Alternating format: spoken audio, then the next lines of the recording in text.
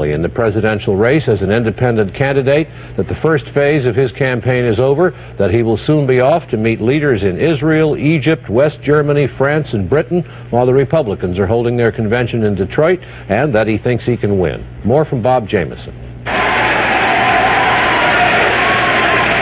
Giving the go sign to a room packed with young supporters, Anderson said he is in the race to stay. I now believe that an independent can win. And today I am formally announcing my candidacy. That belief, Anderson said, is based on the money and support he has attracted in the 9 weeks since he quit the Republican race. We have qualified for the ballot in every state whose deadline has passed since my announcement on the 24th of April, despite the efforts of the Democratic National Committee to keep me off the ballot. So far, Anderson is officially on the ballot in only 5 states. He has gathered enough signatures to qualify in 5 others, but predicts he will be on the ballot in almost every state. As an independent, Anderson has no access to federal money. He has raised more than $3 million on his own. It is coming in twice as fast as it did when he was a Republican candidate. But even at that rate, Anderson will fall short of his $15 million goal. Anderson rejected the notion his campaign is not yet off the ground and will only help elect Ronald Reagan. The polls to date indicate that within a percentage point or two, I clearly would draw equally from Ronald Reagan and from President Carter. Historically, the American people have rejected a spoiler candidate. Anderson now plans to announce a series of specific programs on the economy, energy, and foreign policy. Next week, he flies to the Middle East and Europe to meet heads of government there. Bob Jameson, NBC News. Miami today, where last May there were 3 days of rioting and 18 people were killed. Kennedy talked to a crowd in the street, held a meeting with community leaders. Then he went to Miami Beach to a convention of the NAACP and made a speech. Here's a report from Bob Kerr. Until now, Kennedy has refused to say whether he would support President Carter in the general election. But today, the senator outlined a way he could. If the economic programs that were taken to deal effectively with the recession now, and those were meaningful programs, could I support Mr. Carter? And I said I could. But at the NAACP convention, Kennedy made it clear that for now, he remains opposed to Jimmy Carter and Ronald Reagan. We must stand against the forces of Reaganism now seeking to replace affirmative action with negative reaction. And we must stand against the apostles of pessimism in the Democratic Party now, summoning us to settle for a lesser life in a lesser land. 2 days from now, President Carter will be here to make a speech, and Kennedy was less than conciliatory in offering advice. He can make the same promises he did in 1976, because none of them have been used up yet. Kennedy also visited Miami's Liberty City neighborhood, scene of last month's riots. That means something, not just to come out and talk with the media, but to come out here and come in this crowd. And you got a lot of nerve, and God bless you. I appreciate it. When Jimmy Carter came here, some people threw things at his motorcade. Kennedy's aides called the senator's friendly reception a good comparison. Bob Kerr, NBC News, with the Kennedy campaign in Miami. President Carter was working in California today, doing some politicking and attacking Ronald Reagan. Judy Woodruff has that story. The first person to greet the president here in California was a former rival, Governor Jerry Brown. Brown has not endorsed Mr. Carter for the Democratic nomination, but said today he thinks the president has a chance to beat Ronald Reagan in November. Mr. Carter came to speak to the National Education Association, a powerful teachers group which has been among his strongest supporters. He used the opportunity to separate himself from Reagan, first by praising the Equal Rights Amendment, which Reagan wants cut out of the Republican Party platform, then by denouncing the large tax cut Reagan proposed last week. It would reward the wealthy. It would mean a wholesale retreat from the painful process that we've made over the last several months to reduce inflation and reduce interest rates. You all know that this kind of hasty offer can only be called by one word, and that's irresponsible. And we will not stand for it. Carter Carter aides say Reagan scored a major victory last week with his tax cut proposal.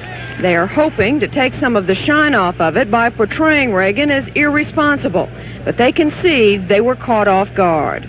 Judy Woodruff, NBC News, Los Angeles. Reagan was in sunny Mexico on vacation while all that was going on. His office in Washington issued a statement calling for an end to President Carter's embargo on grain sales to the Soviet Union. Reagan said the embargo has hobbled American farmers and had virtually no impact on the Soviets. Good evening and happy Independence Day on the 204th birthday of the United States. President Carter spent the day politicking from coast to coast. He'll be in Miami later today and at home in Georgia tonight.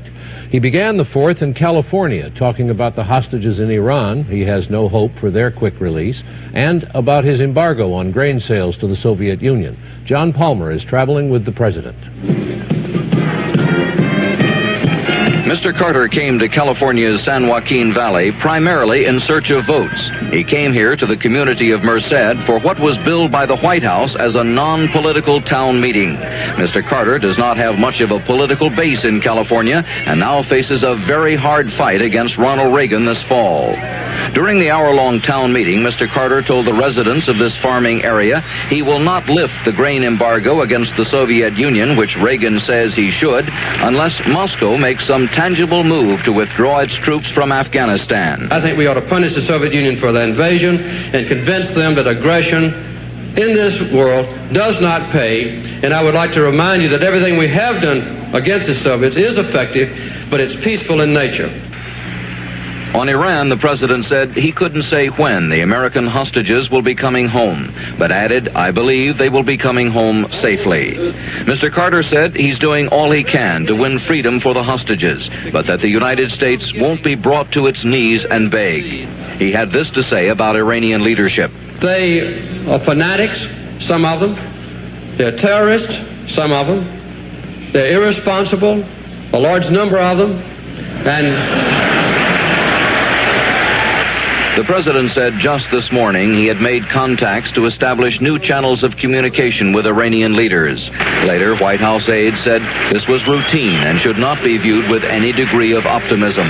Mr. Carter could offer no hope that the hostage crisis is any closer to a solution now than when it began 8 months ago. John Palmer, NBC News, with the president in California. Special segment, Small Business, Big Claims. Good evening. The preliminaries have begun at the 1980 Republican Convention in Detroit. The platform hearings began this morning, and almost immediately there was discord over what position the Republican Party should take on the Equal Rights Amendment. In every platform since 1940, the GOP has supported equal rights for women. Ronald Reagan, the certain nominee of the party, is not against equal rights, but he is against a constitutional amendment enforcing it. And that's what started the trouble today. Douglas Kiker reports. The Committee on Resolutions will come to order. Chairman John Tower barely had time to gavel the Platform Resolutions Committee to order this morning before the single most controversial issue the committee must deal with surfaced, the Equal Rights Amendment. Michigan Governor William Milliken, in his welcoming remarks, said a failure to support ERA could cost Republicans votes. Make no mistake about it. It is not enough to make a broad, general statement saying we support equal rights without an endorsement of the amendment itself. That brought supporters of ERA to their feet in the spectator section, while opponents sat silently by. The Republicans have endorsed equal rights in their party platform since 1940. But this year, Ronald Reagan says he's against the amendment, and it could end up in a fight on the convention floor. The Platform Committee, with 106 members, is split three ways: among those who want an ERA plank, those who want a compromise, and those who suggest the party just forget the whole thing. I think that we ought to avoid divisiveness on this issue, and I think the best way to do it is just drop it. Committee members spent the rest of the morning listening to a lineup of prominent Republicans. Arthur Burns, former chairman of the Federal Reserve Board, who told them the national economy is going from bad to worse. And former Defense Secretary Donald Rumsfeld, who drew applause when he declared a new military draft is unnecessary. We do not need to use a draft system to attract and retain the people that the United States needs for the present period in the armed forces of the United States. Now the committee will settle down to work for the rest of this week and try to come up with a generally conservative platform that will satisfy everybody in the Republican Party. But that's going to be difficult, if not impossible to do, when it comes to the ERA. Douglas Kiker, NBC News, Detroit. Ronald Reagan was in California. He said he can live with an endorsement of ERA in the Republican platform, but that he won't necessarily campaign for it because he does not see ERA as a live-or-die issue. I will run on the Republican platform, but that does not necessarily mean that you run on every single plank of that platform, because I don't think you could ever find a convention or a party that would be in that much agreement. And I don't believe that this is one of the live-or-die issues in trying to resolve the problems in the United States today. While the Republicans were gathering in Detroit, the Republican now running for president as an independent, John Anderson, is off to Europe and the Middle East. He left today. Anderson will visit 5 countries to meet the leaders, he said, and to get their views. A report from Bob Jameson. Anderson left the country today hoping he would have more effect here during the Republican convention than if he had stayed home. He is gambling 10% of the money he has raised and a dozen precious days he would otherwise spend trying to get his name on the ballot. Half his time will be spent in the Middle East to try to show he is more experienced in foreign policy than Ronald Reagan and to point up what he says are Carter administration failings. In Israel, where he may still see Prime Minister Begin despite Begin's recent heart attack, Anderson will try to strengthen his appeal to Jewish voters. He will stay in Jerusalem, where he says he would put the U.S. Embassy if elected president. In Egypt, Anderson will meet President Sadat Saturday and will stress his belief that the administration bungled recent negotiations. Then Germany. Anderson will visit West Berlin, where he served in the Foreign Service. He meets Chancellor Schmidt Monday, the opening day of the GOP convention. Anderson will spend a day and a half in France, but so far, President Giscard has not agreed to meet him. The trip ends in England. Prime Minister Thatcher meets Anderson on July 17th, the final day of the Republican convention. These exchanges will be a central part of my effort to define a prudent foreign policy over the course of the campaign. However high his hopes for this trip, Anderson is traveling in a style befitting his modestly financed long-shot campaign. Unable to charter a big American plane, Anderson is traveling aboard a small jetliner from cut-rate Icelandic Air. Bob Jameson, NBC News at Baltimore-Washington Airport. The Republican platform builders in Detroit produced 2 planks at their hearings today which will please some women but infuriate others. They voted to end the Republican Party's 40 years of support for the Equal Rights Amendment and then adopted a platform position calling for an amendment to the Constitution which would prohibit abortions. Both positions in harmony with the beliefs of Ronald Reagan. Douglas Kiker has the details. Everybody knew who had the vote, so the Human Resources Subcommittee dealt with the ERA issue in short order. First, John Leopold of Hawaii moved to reaffirm Republican Party support for ratification of the Equal Rights Amendment and not permit the party to retreat from the position taken in the 1976 party platform. It will be interpreted by the broad majority of the people of this country, who, as you know, support this amendment, as a retreat from a support for equal rights for everyone. Members of the subcommittee listened politely, then voted overwhelmingly, 11-4, to do just that, abandon support of the ERA. Marilyn Thayer. Aye. Donald White. Aye. After some mild debate, the subcommittee then voted to reaffirm Republican Party support for equal rights for women, but to leave the matter of ERA ratification up to the individual states.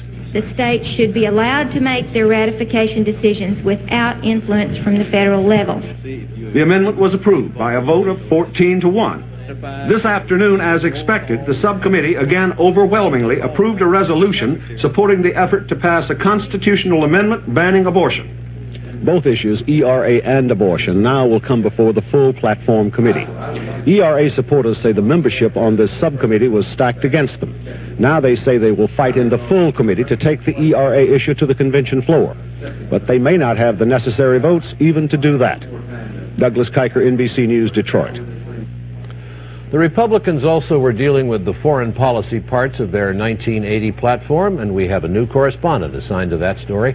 Marvin Kalb, who had a long and distinguished career at CBS News as its diplomatic correspondent, has joined NBC News in the same capacity, we are happy to say. So here is Marvin Kalb's first report for Nightly News from Detroit on the foreign policy aspects of the Republican platform.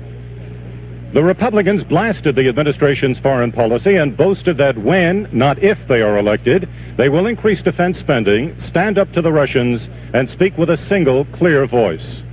The man who's got a running jump on becoming Reagan's national security advisor kept stressing one point. The necessity to send a message to the Soviet Union and, of course, to our allies as well, that the United States will be constant, will be principled, and will protect its interests. The GOP drumbeat was, the Russians are coming, each 10 feet tall, and the American people had better wake up and get tough. We dare not get into a come-as-you-are war now, or the chances are we will lose it. I think we should continuously, as long as Soviet troops are present in Afghanistan, bring up this in the United Nations Council and get constant resolutions condemning the Soviet Union on this issue. Senator Jesse Helms felt the GOP plank ought to be stiffened in one major respect. I think we ought to make clear that just equality in defense capability is not enough. We need to be superior. And under the chairmanship of Congressman Jack Kemp, one of those rumored to be under consideration as Reagan's running mate, this subcommittee quickly did just that, inserting the words military superiority as the ultimate aim of American policy towards the Soviet Union. Of course, that would all cost tens of billions of new tax dollars, but Reagan's aides here are making a distinction between a plank Reagan campaigns on and a policy he eventually leads. Marvin Kalb, NBC News, Detroit. John Anderson, the independent candidate for president, arrived in Israel today. He intends staying there for 4 days, the longest stop on his 5-country tour. Anderson said again today he favors moving the American embassy from Tel Aviv to Jerusalem, a controversial position in some circles, but Anderson did say that he would favor that move only at the end of the peace process. He also said that ways must be found to implement the rights of the Palestinians in the area, but that he opposes creation of an independent Palestinian state. There was quite an emotional moment today at a meeting of the Republican National Committee in Detroit. The outgoing co-chairman of the party, Mary Dent Crisp, said she's afraid the GOP is suffering from what she called serious internal sickness. What prompted that remark was the action of the Platform Committee following the policies of Ronald Reagan of abandoning support for the Equal Rights Amendment and endorsing a constitutional amendment which would prohibit abortion. Crisp said this would bury the rights of American women and only lead to Reagan's defeat. Here's more on her story from Douglas Kiker in Detroit. Banning of abortion. I think it's wrong. After the committee meeting, Mrs. Crisp again told reporters she believes negative stands on both ERA and abortion could cost Ronald Reagan the election. Our opportunities to win are far greater if the Republican platform stands firm behind its historic position on the Equal Rights Amendment, as well as a strong position on pro-choice in terms of abortion.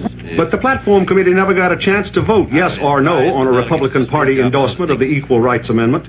The amendment was authored by ERA supporters, and Delegate Margaret Heckler spoke in its favor. We are asking for your symbolic support of the traditional affirmation of the Equal Rights Amendment, which has always occurred in this Republican Party since 1940. And I say so with the full awareness that each of us knows that there are political consequences which can flow from any action that we take. Then the Reagan forces made their move, quickly offering substitute wording which says simply that the party acknowledges the legitimate efforts of both those who support and oppose the amendment. They described it as a compromise which should be acceptable to both sides. That for the sake of unity in our party, I am willing to compromise. The committee then voted 90-9 to approve that language, and that was it. Such an overwhelming victory by ERA opponents that a convention floor fight on the issue is now seen as being unlikely. Later, the committee voted overwhelmingly in favor of a resolution commending the effort to get an anti-abortion constitutional amendment. Douglas Kiker, NBC News, Detroit. Reagan was in California this afternoon, and reporters there asked him for comments on Mary Crisp's attacks on his positions. Mary Crisp says there's a serious sickness within the party because of the withdrawal from the traditional ERA position. Well, Mary Crisp, I think, should look to herself and find out how loyal she's been to the Republican Party for quite some time. Conventions almost always provide some battles and some skirmishes, and there's one going on now involving some hardline conservatives in Detroit and Senators Howard Baker and Richard Lugar, both of whom are on Ronald Reagan's little list of possible running mates. Marvin Kalb has more on that. Some conservatives launched a pre-convention attack against Senators Baker and Lugar, hoping in this way to deny them a crack at the vice presidential nomination. Under many a hotel room door this morning was a copy of this tabloid produced by a Virginia group called the Conservative Caucus and focusing in part on the aid Lugar and Baker gave to an administration aid request for Nicaragua. The aid is all economic, 60% of it going directly to private business, the rest to a regime the conservatives feel is already communist. It's Lugar's view, for example, that the aid may help retain a pro-American foothold there. Although many Republicans here are concerned about a growing impression of disunity, Chairman Bill Brock gallantly adheres to the public line. The fact is that most people at this convention are absolutely dedicated to a unified party and to a unified campaign because they know we've got to do that to win, and that's the bottom line of any convention. Ultimately, it's Ronald Reagan's choice whether he'll go with his heart and select a known conservative or go with the odds and select a moderate. One Republican politician smiled when he said, "You know, we do have a suicidal streak." Marvin Kalb, NBC News, Detroit. Detroit, the Motor City, was an unusual choice for the Republicans. They were in Kansas City last time and Miami Beach before that. Detroit is an industrial town with a large minority population, inner city troubles, and a lot of blue-collar workers. Theoretically, not a congenial place for Republicans, but some of them see it as a place of opportunity. Tom Pettit has more. For Republicans, Detroit is a dream that Reagan can get Democratic stalwarts to switch over to him. Republican delegates are predominantly white and middle class. Detroit is predominantly black and working class. Politics? Any Reagan people out there? Are you kidding? There is a Carter softness. Anybody's better than Carter, man. Yeah. To help Carter keep blue-collar workers, the AFL-CIO will go all out among its 13 million or more members. Solidarity forever. Detroit has been the labor city of America since the auto industry was unionized in the 30s and 40s. Democratic candidates are pilgrims to Detroit. Mr. Khrushchev respects only one thing, and that is power. United we stand. Divided we fall. The tradition of Truman, give 'em hell, Stevenson's liberalism, now are to be challenged by Reagan, whose advisors believe he can win big blue-collar blocks. Selection of Detroit with blue collars and black faces was pushed by National Chairman Brock. Mayor Young, a Democrat, wanted the convention, but thinks the blue-collar theory is a bad joke. Mere symbolism will not get votes. Reagan Domestic Affairs Advisor Martin Anderson. And I think you'll get a substantial portion of the blue-collar vote. Delegate Billy Munger, Mississippi. I don't see how anybody realistically can believe that you could carry Detroit, especially with the number of black voters there and inner city voters. Can Reagan cut in to Carter's base? There's no convincing evidence other than Reagan's own gut feeling. And choosing Detroit so far seems to be doing more for the local economy than for the Republican Party. Tom Pettit, NBC News, Detroit. And in other politics, supporters of independent presidential candidate John Anderson presented 70,000 signatures in Georgia today on petitions asking for a place on the November ballot for Anderson.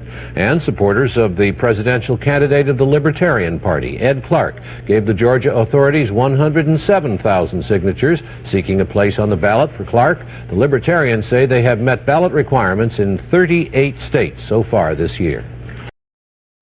The Democrats are meeting in Washington this week as the Republicans meet in Detroit, and the subject for the Democrats today was equality of the sexes.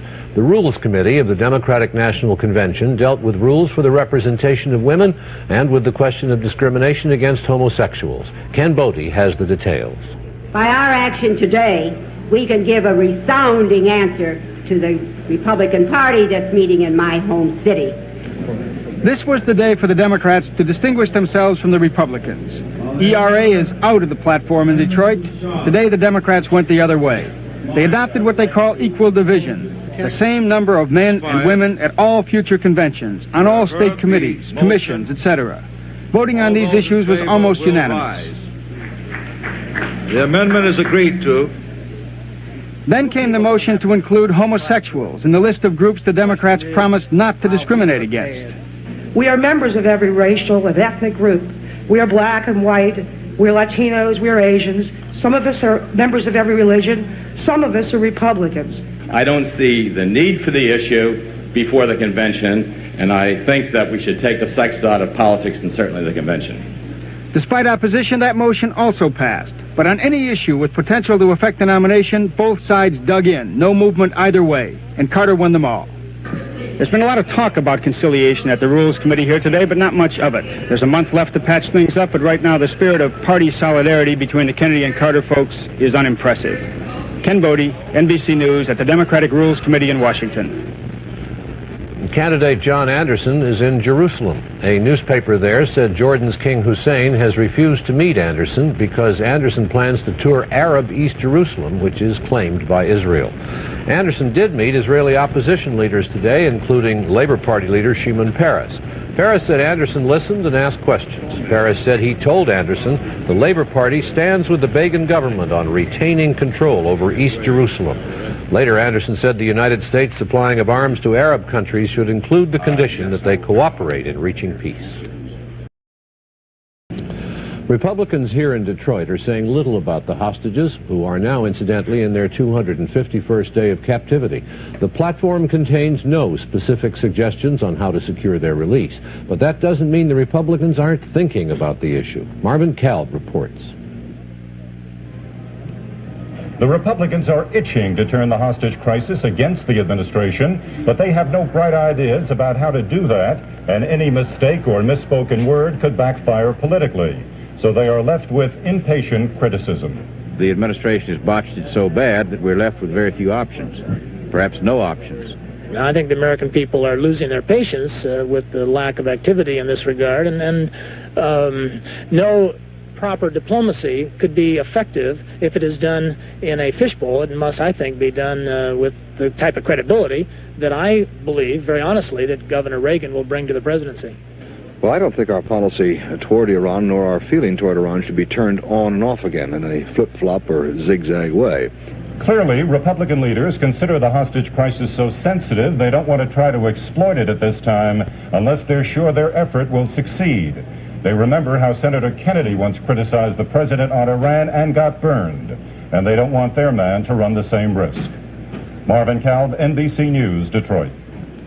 And we'll have more news from Detroit, including the latest speculation about who may be on the ticket with Ronald Reagan after this. Reports were circulating here at the Republican convention today that Ronald Reagan has decided on George Bush as his running mate. Bush was Reagan's main opponent in the primaries. One senior Republican official said this afternoon that Bush is the choice, and we are told that 3 of Reagan's top-ranking staff men want Bush. For the record, Reagan's staff says no decision has been made, and as of now, the Bush report is just one of many floating around this hall and this town. Steve Delaney has more. Vice presidential contenders go up and down like yo-yos in the pre-convention speculation. This is George Bush's afternoon to be up. The Republicans are floating some of the rumors in an effort to keep up the suspense over who's going to be Ronald Reagan's running mate. When Nevada Senator Paul Laxalt arrived in Detroit at noon today, he was the hot new favorite, and that story only started yesterday. Laxalt played it down. I think the matter of my being selected is a remote one. I really feel that way. Laxalt thinks Reagan will wait until the last minute to pick a running mate and says he will stay out of the evaluations now being made on the list of possibilities. Detroit is filling up now, and in hallway caucuses among early arriving delegates and in press rooms and bars all over the city, about all people are talking about here is who's also running. Everybody has a candidate and an airtight theory on why he can't miss. The case for Howard Baker rests on the idea that he would help broaden Reagan's appeal beyond the conservative core, which is about to nominate him. Baker knows much more about Washington and foreign policy than Reagan does, and is well equipped to take over if something should happen to Reagan. The case against Baker is simply that the Republican right wing can't stand him. They call him a closet liberal and are actively trying to block his selection. It's likely that Reagan will go elsewhere to avoid the uproar that choosing Baker would bring. Most of those who hate Baker love Jack Kemp. The New York congressman has been prominent here all week, helping to shape the tone of this convention. A lot of right-wingers see him as their future leader, but some senior Reagan advisors believe Kemp needs more seasoning in judgment and image before he can become a serious contender. If it's neither Baker nor Kemp, the compromise may be Richard Lugar, who used to be Baker's campaign chairman. He has administrative experience and would probably be acceptable to conservatives. But some believe the Reagan people don't want someone who doesn't have built-in public recognition, and they'd have to go around the country explaining who Richard Lugar is. That wouldn't happen with George Bush. He ran against Reagan long enough and hard enough to become well-known. He's got old links with the party regulars and did well in areas where Reagan did not. There's still some bruises left over from the campaign, but Bush appears to have fewer points against him than the others. The dark horse in the crowd may be Donald Rumsfeld, once a stalwart in Gerald Ford's administration, now a Chicago executive. He's a good administrator and an adequate campaigner. The questions about Rumsfeld are whether his ties to Republican big business are too close and whether he's too ambitious to fit in, playing second fiddle to Reagan. Or it could be none of the above. But everything this convention has done so far has been a turn to the right. And the chances are that Reagan will also turn that way for a running mate. Steve Delaney, NBC News, Detroit. Here in Detroit today, the head of the United Auto Workers, a union traditionally allied with the Democrats, said there's a notable increase of support for Ronald Reagan among rank-and-file auto workers. Maybe not a permanent shift, but one that is tied to the rise in unemployment. Jim Cummins covered the story. Union leaders say support for Ronald Reagan among auto workers is growing as fast as the unemployment lines. There's an absolute correlation between the high unemployment and the movement toward Reagan. To capitalize on that, a group of Republicans, mostly conservatives, invited United Auto Worker leaders to a breakfast meeting. Union President Fraser came out and said he does not think the trend toward Reagan will last until November. I don't really know whether or not our members know who Ronald Reagan is. And that's why this movement toward Reagan, I don't know how permanent it is. But the Republicans said this is the start of a new relationship with the union leaders. We're really not that far apart. I think if they take a look at us and we take a look at them, we'll find many more areas of agreement than disagreement. The congressman then told members of their platform committee about the meeting and urged them to strengthen their commitment to labor. We want the working men and women in Detroit and all across this country to know that we're concerned about their problems. The Republicans are not expecting the UAW to endorse Reagan, but they are hoping leaders of the big union will decide to remain neutral and not pressure their auto workers to vote for the president. Jim Cummins, NBC News, Detroit. The main point of controversy among the Republicans here remains the decision of the Platform Committee to reject the party's 40-year support of equal rights for women and to endorse a constitutional ban on abortion. Some ERA supporters here have asked for a meeting with Ronald Reagan. The League of Women Voters criticized the platform. And the woman chosen to be the new co-chairman of the party would not say where she stands. David Burrington has that story. In a press conference of this magnitude. Betty Heitman, president of the National Federation of Republican Women, will soon take over from Mary Crisp, whose support of ERA made her unacceptable as the party's top woman leader. Mrs. Heitman insisted no gag rule had been imposed to keep her quiet concerning ERA and abortion. I personally feel it would be divisive within the organization and would serve no useful purpose. She defended the Republican plank on women's rights. And I think this is going beyond the amendment and specifically addressing some of the issues that are concerning the women in the United States. But delegates who support ERA and abortion continued their opposition to the platform today. One of the most vocal, Massachusetts Congresswoman Margaret Heckler, said lack of support for ERA could cost the Republicans the election. And she's asked for a meeting with Ronald Reagan to discuss it. The last few presidential elections have been won and lost by less than 1 million votes. Just judging from the enormous outpouring of amazement and shock and dismay across America over the Republican Party's refusal to affirm the ERA. I would say that millions of votes are at stake on this issue. Votes are at stake, of course, whatever the position Reagan takes. David Burrington, NBC News, Detroit. The preamble to the Republican platform, completed today, said the Democrats are divided, leaderless, unseeing, uncomprehending, and that only the Republicans can resurrect our dreams. The Democrats have been quick to respond to charges in the platform. The Secretary of Defense was on television today, saying calls for enormous increases in defense spending are not justified, and the Vice President said the Republican plan for a tax cut would eliminate money for things like food stamps, education, and mass transit. Will win some modest number of seats, but 10 in the Senate and 59 in the House are not modest, but enormous. John? The formal sessions of the Republican convention begin in this hall on Monday, and by then the workmen will have everything neat and tidy. The trouble is, with 9,000 municipal workers on strike, the city of Detroit isn't exactly neat and tidy. Robert Hager has that story. Painters worked late into last night, and by noon today they finished the welcome sign on the SG&H Engineering Building across from Cobo Hall. Marie McCluskey, a Detroit probation officer, made this doll because she wanted to add to the color of the event here. The city of Detroit is spending almost $5 million to spruce up, to promote, and to run this convention, but so far it hasn't been an easy job. The city's host committee circulated a promotional pamphlet showing a bus full of smiling riders and a smiling driver. But the drivers weren't smiling this week. They've been picketing in sympathy with striking mechanics. The host committee announced plans to hold classes for cab drivers with tips on how to be courteous to delegates. But the cabbies called it a charm school and wouldn't go. The classes had to be canceled. Detroit police have had their problems. Because of the layout of the convention area, with the Detroit River on one side and freeways on another, access for delegates is limited. Nervous officials have told demonstrators they have to stay 6 blocks away. Police used a federal grant to build a $500,000 convention command post. And the deputy chief in charge said he's had his hands full. It seems like all the opportunists came out of the woodwork on us, and anything from madams wanting monopolies to people with divining rods. Tonight, thousands of Detroiters poured into the convention headquarters hotel for a huge party. In spite of all the problems, it looked like this city had caught convention fever. Robert Hager, NBC News, Detroit. Time, 9 o'clock Central.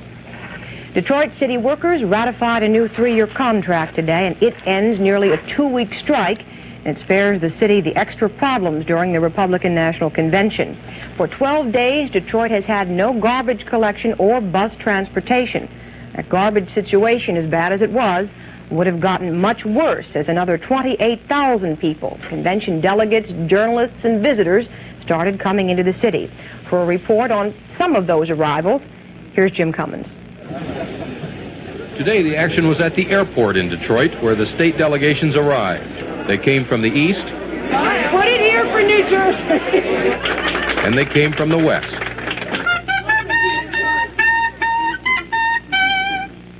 Most of them were boarding buses, but a few fit the image of rich Republicans. The delegates have come here to coronate Ronald Reagan and ratify the party's conservative platform. But they are hoping for at least a little excitement. Well, I think the most exciting thing is going to be the choice of the vice president. The suspense is a vice presidential candidate. One of the prospects, Senator Richard Lugar of Indiana, also arrived here.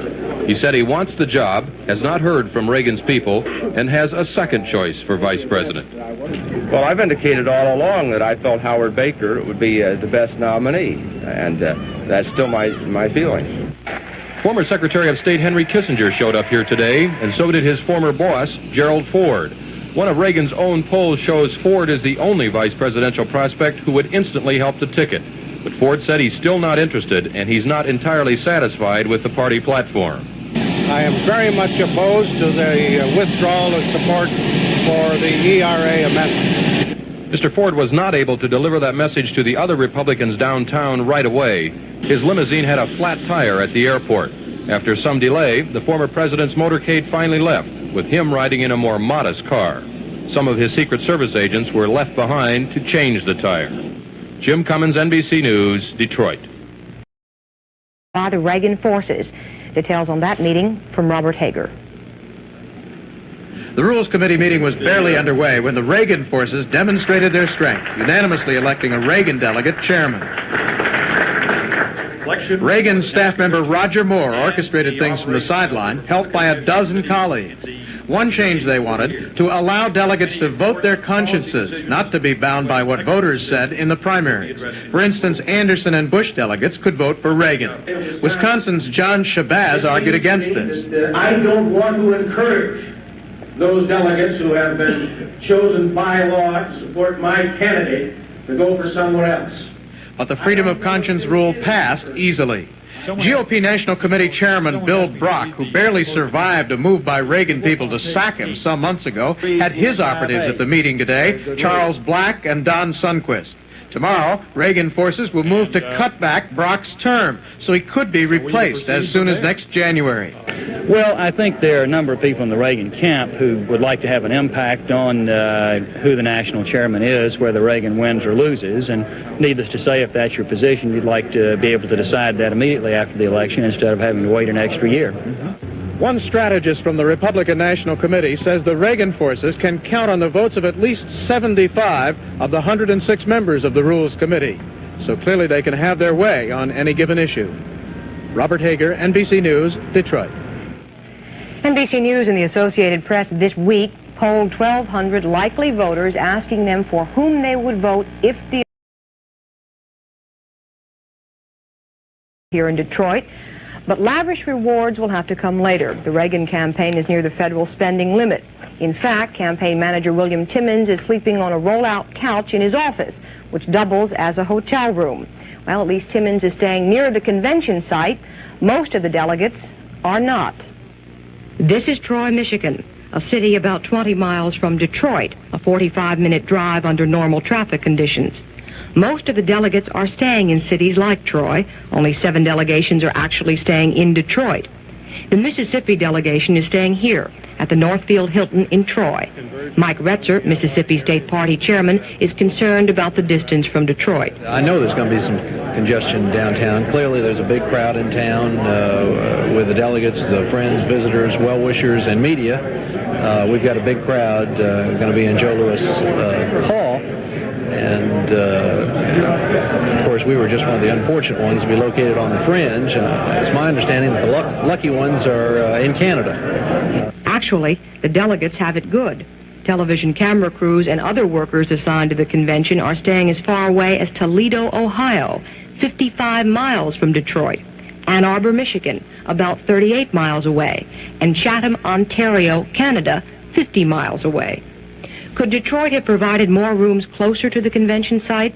I spoke with Detroit Convention Bureau President Ron Steffens. Many of the room assignments were made in Canada, Ann Arbor, some as far away as Toledo. Could Detroit really handle the housing for a convention of this size? The assignment of rooms for the news media particularly was made out of Washington by individuals who really were not familiar with either the location or the quality of many of the hotels that were assigned.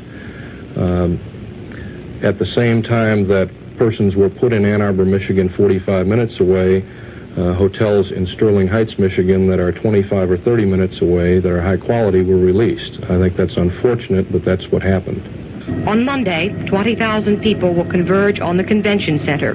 Detroit has gone to great lengths to polish its image for this convention, even so far as offering prizes to the most courteous hotel employees. And what happens next week will determine whether Detroit, with all its other problems, can at least emerge as a major convention city.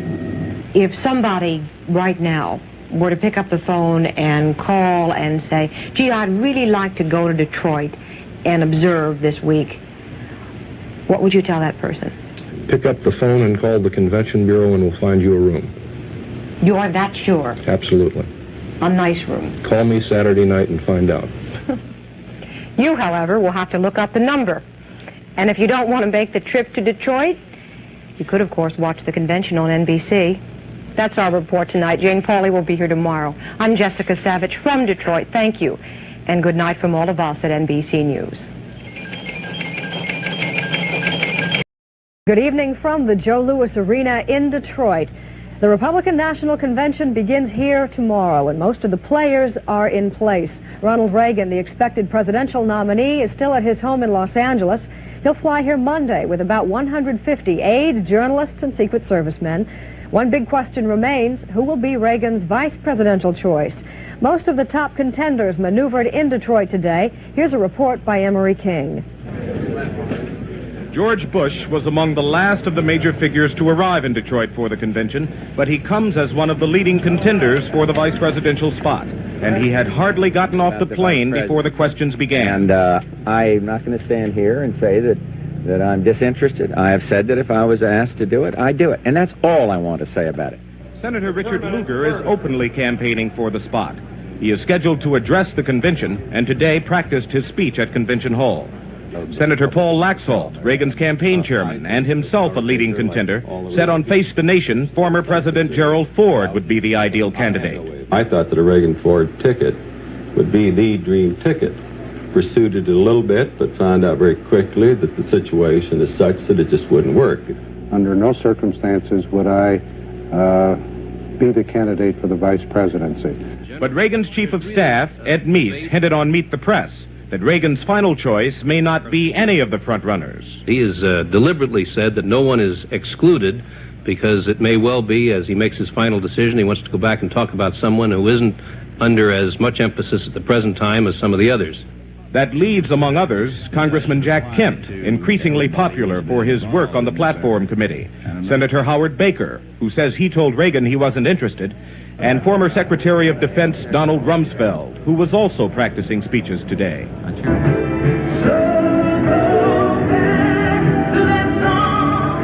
Outside the convention hall, the fun has started. Music and vendors are everywhere. 2 demonstrations today, though mild, and a water show brought thousands. Detroit, with a bothersome city worker strike finally settled, is ready and has put on its best face for the Republican Party. Emery King, NBC News, Detroit. Former President Ford said again today that the presidential candidacy of Representative John Anderson, an independent, will probably mean the next president will be chosen by the House of Representatives. The Constitution says that if no candidate gets a majority of Electoral College votes, then the House decides. Mr. Ford believes it's better than a 50-50 chance that the final choice of president will be made by the House. Very conservative members of the GOP Rules Committee spent the day attacking the chairman of the National Committee and his authority. Robert Hager reports it almost got out of hand before the Reagan forces took over. Reagan conservatives on the Rules Committee moved today to reduce the authority of party headquarters in Washington, and particularly moderate GOP chairman William Brock. The committee voted to allow Brock's next term to expire in January. Having won that one without dissent, a few of the very most conservative on the committee tried to strip even more power from the GOP chairman's job by setting up a super policy committee with power to speak for the party, to hire and fire party staff members, and set their salaries. That brought on a lot of debate. If this rule has, or this proposed rule change has not been run by Chairman Brock, I think that it's a disservice to this committee to have his position represented by anyone as being in support of it. If we're going to sit here today and vote for this amendment, I think we're making a drastic error and are not really understanding the ramifications of such an amendment. Operatives from party headquarters on the sideline were aghast. Reagan's staff members were themselves uncertain what position to take on this.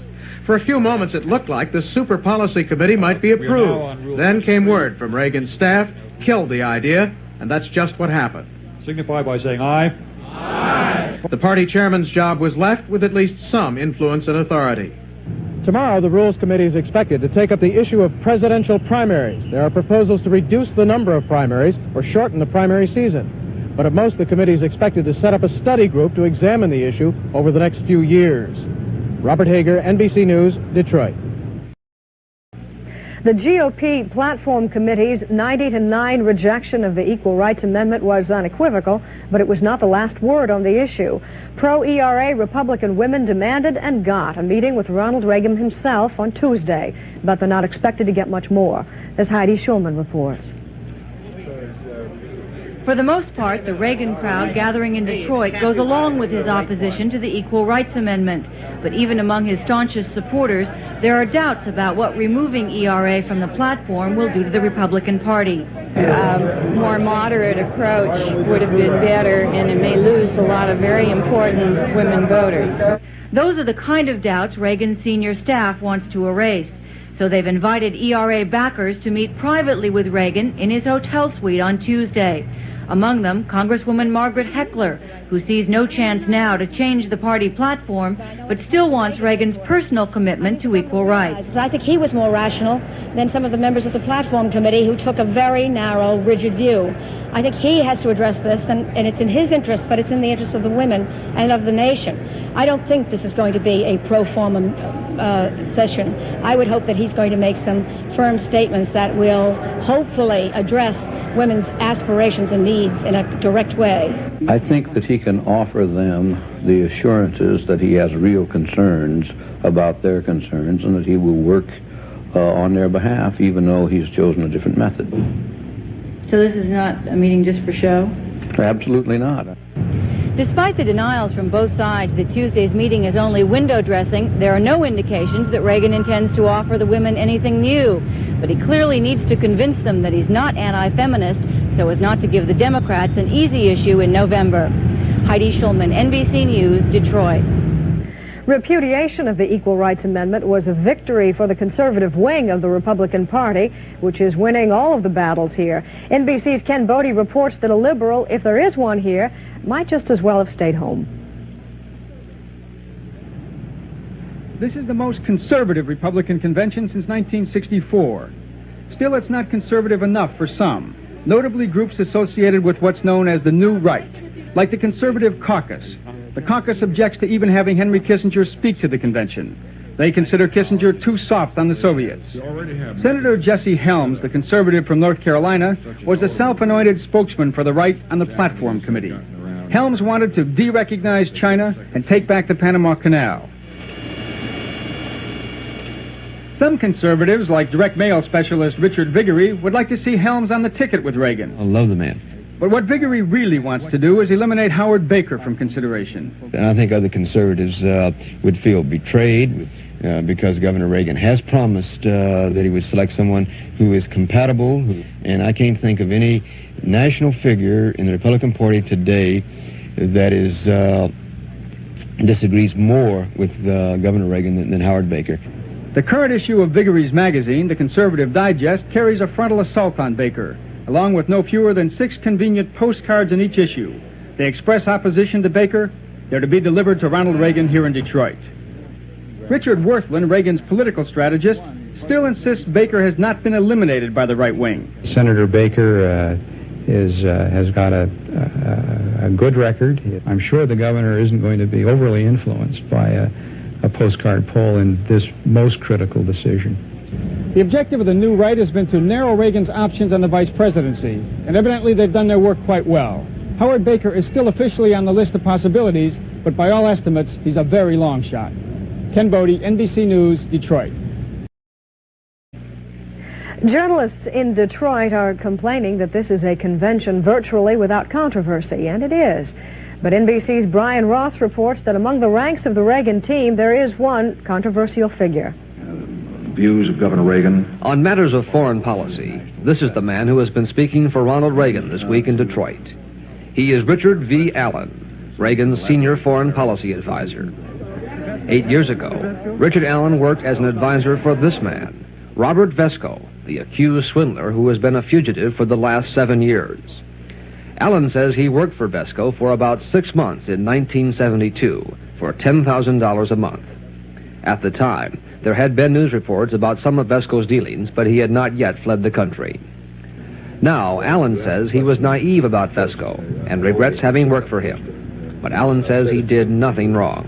To have met someone about who whom one doesn't know very much at any point in one's life, whether it be Mao Zedong, Nikita Khrushchev, or anyone, does not constitute wrongdoing.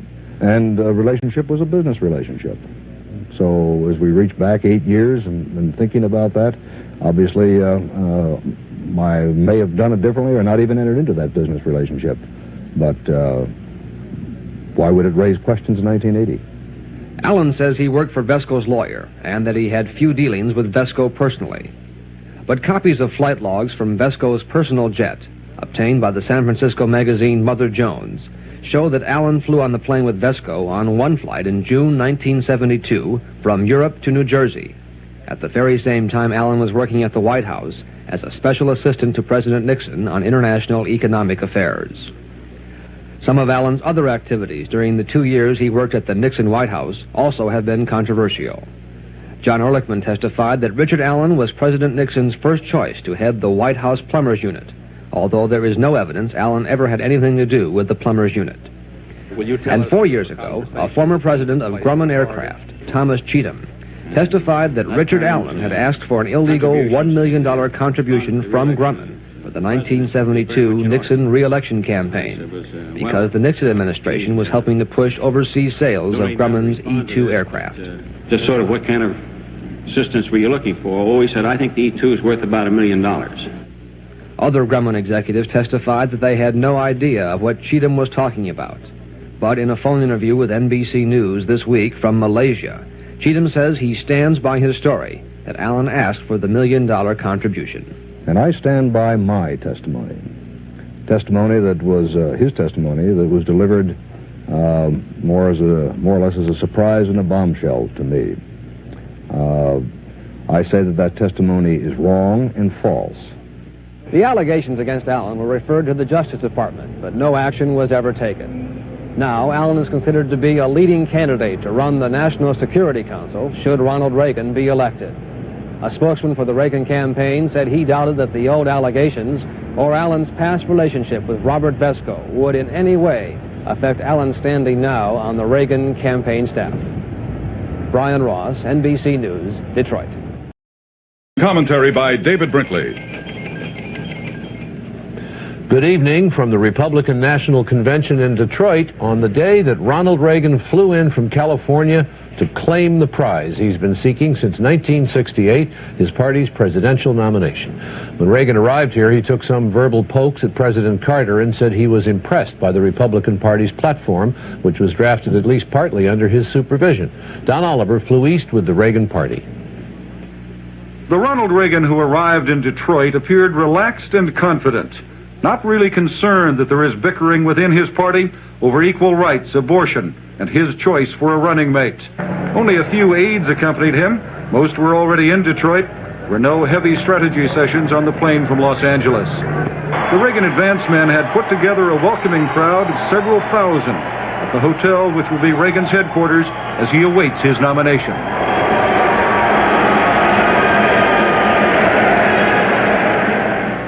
I dreamed that Jimmy Carter asked me why I wanted his job. And I told him I didn't want his job. I want to be president.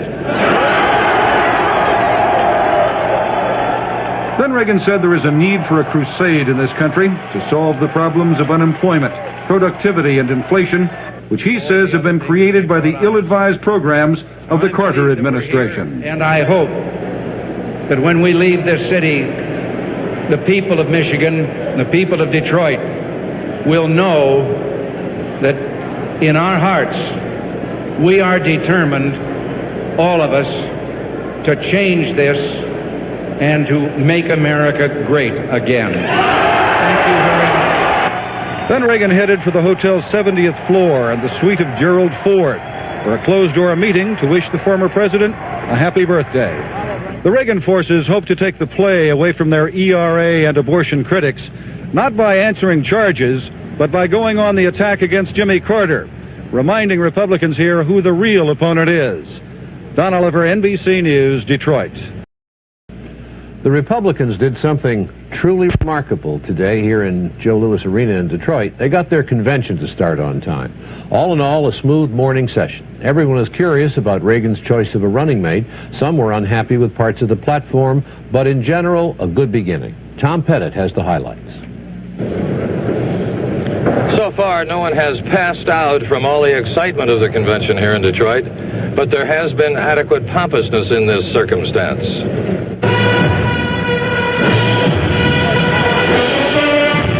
Your basic drum and bugle corps from Saginaw. At 11:02 a.m. Eastern Time, we heard Chairman Brock. We are here in the appointed place at the appointed time. Patriotism, Boy Scout Troop 879. Pat Boone led the pledge. Glenn Campbell and his girlfriend Tanya Tucker led the Star Spangled Banner.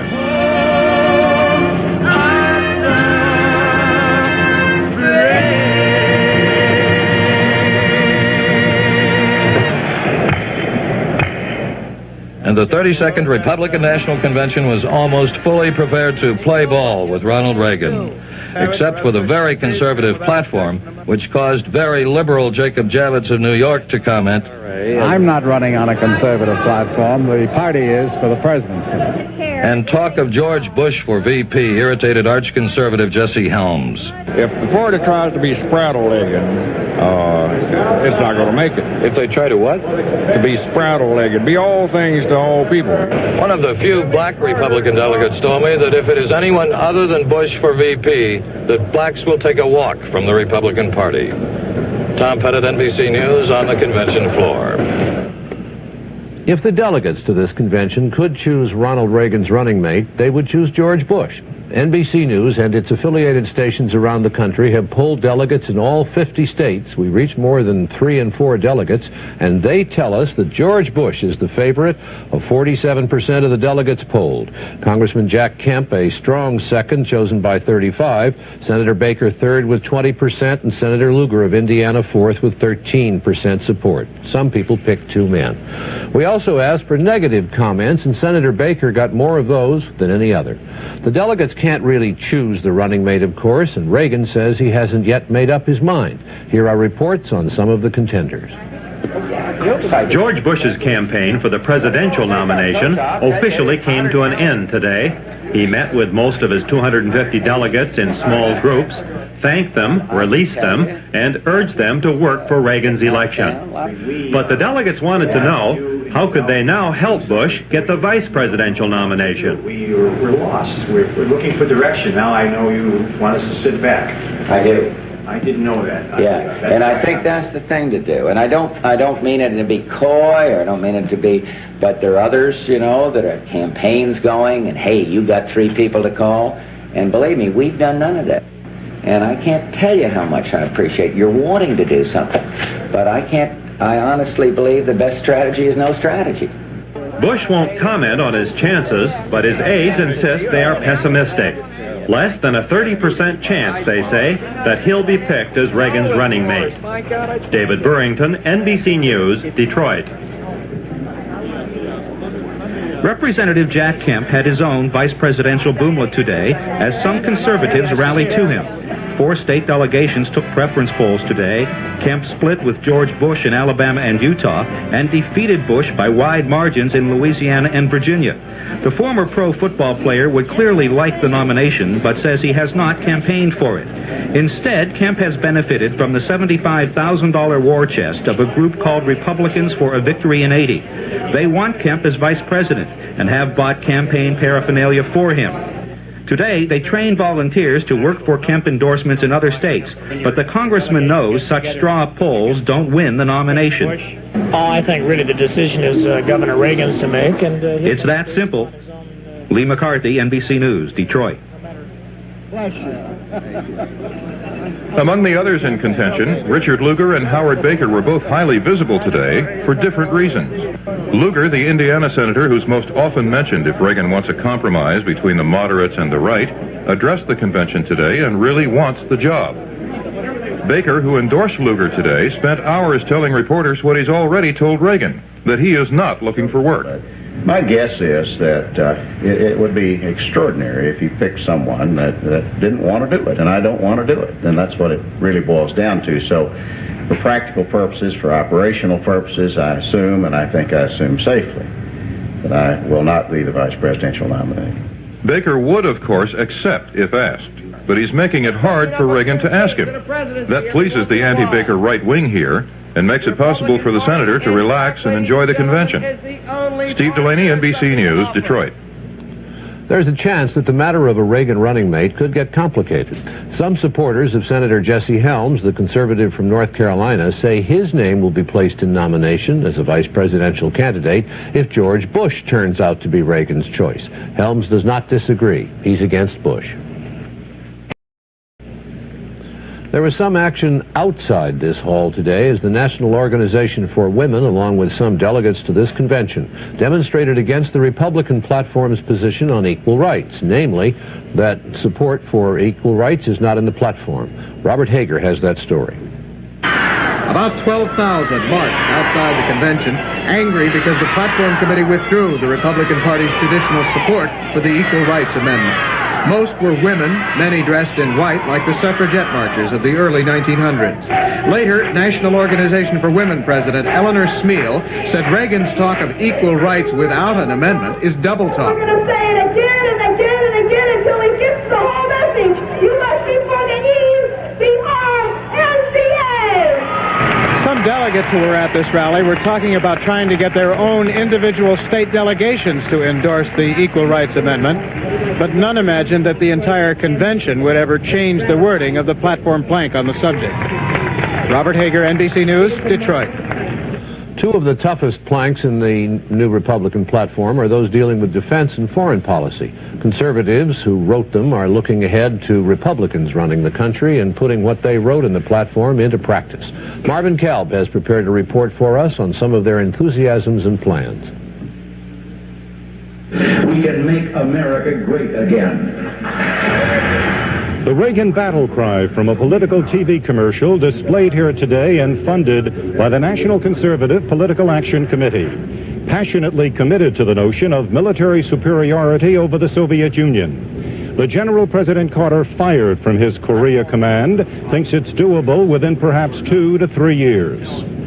The way that it can be done fastest is by a technological end run. And this can be done by a quick fix in producing a mobile intercontinental ballistic missile. Behind the political bombast is some hard-headed strategic thinking, though. In the Middle East, for example, top Reagan advisors, assuming victory in November, plan to deploy considerable American air and naval power in Oman, Somalia, and Diego Garcia as one way of protecting the oil supply lines through the Persian Gulf. They also plan, if possible, to use the highly sophisticated Israeli air base at Etzion in the Sinai. Also learned here, Reagan is thinking about Democratic Senator Henry Jackson of Washington as a possible Secretary of State. Marvin Kalb, NBC News, Detroit. The Republican platform this year makes a special effort to contain language about more opportunity for blacks, Hispanics, inner cities residents, and others who are normally treated in Democratic Party platforms. The platform language is there, but it is not reflected among the delegates. Ken Bodie has the details. They picked Detroit mainly as an image-building enterprise, outreach to minorities and working-class voters, the normal Democratic base. But the delegates here are typical of the standard Republican mainstream, namely white and well-off. Only 3% are black, 2% with incomes under $12,000. Older than the average in America, better educated. Unemployment in this city is twice the national average, but it's not a problem on the floor of this convention. On the bus ride in with the Iowa delegation, like the rest of this convention, they're split on who helps Reagan most in second spot. I would like to see Bush myself. And why do you think it should be Bush? Oh, he balances the party a little more. Pick another conservative just like him. I haven't made up my mind yet.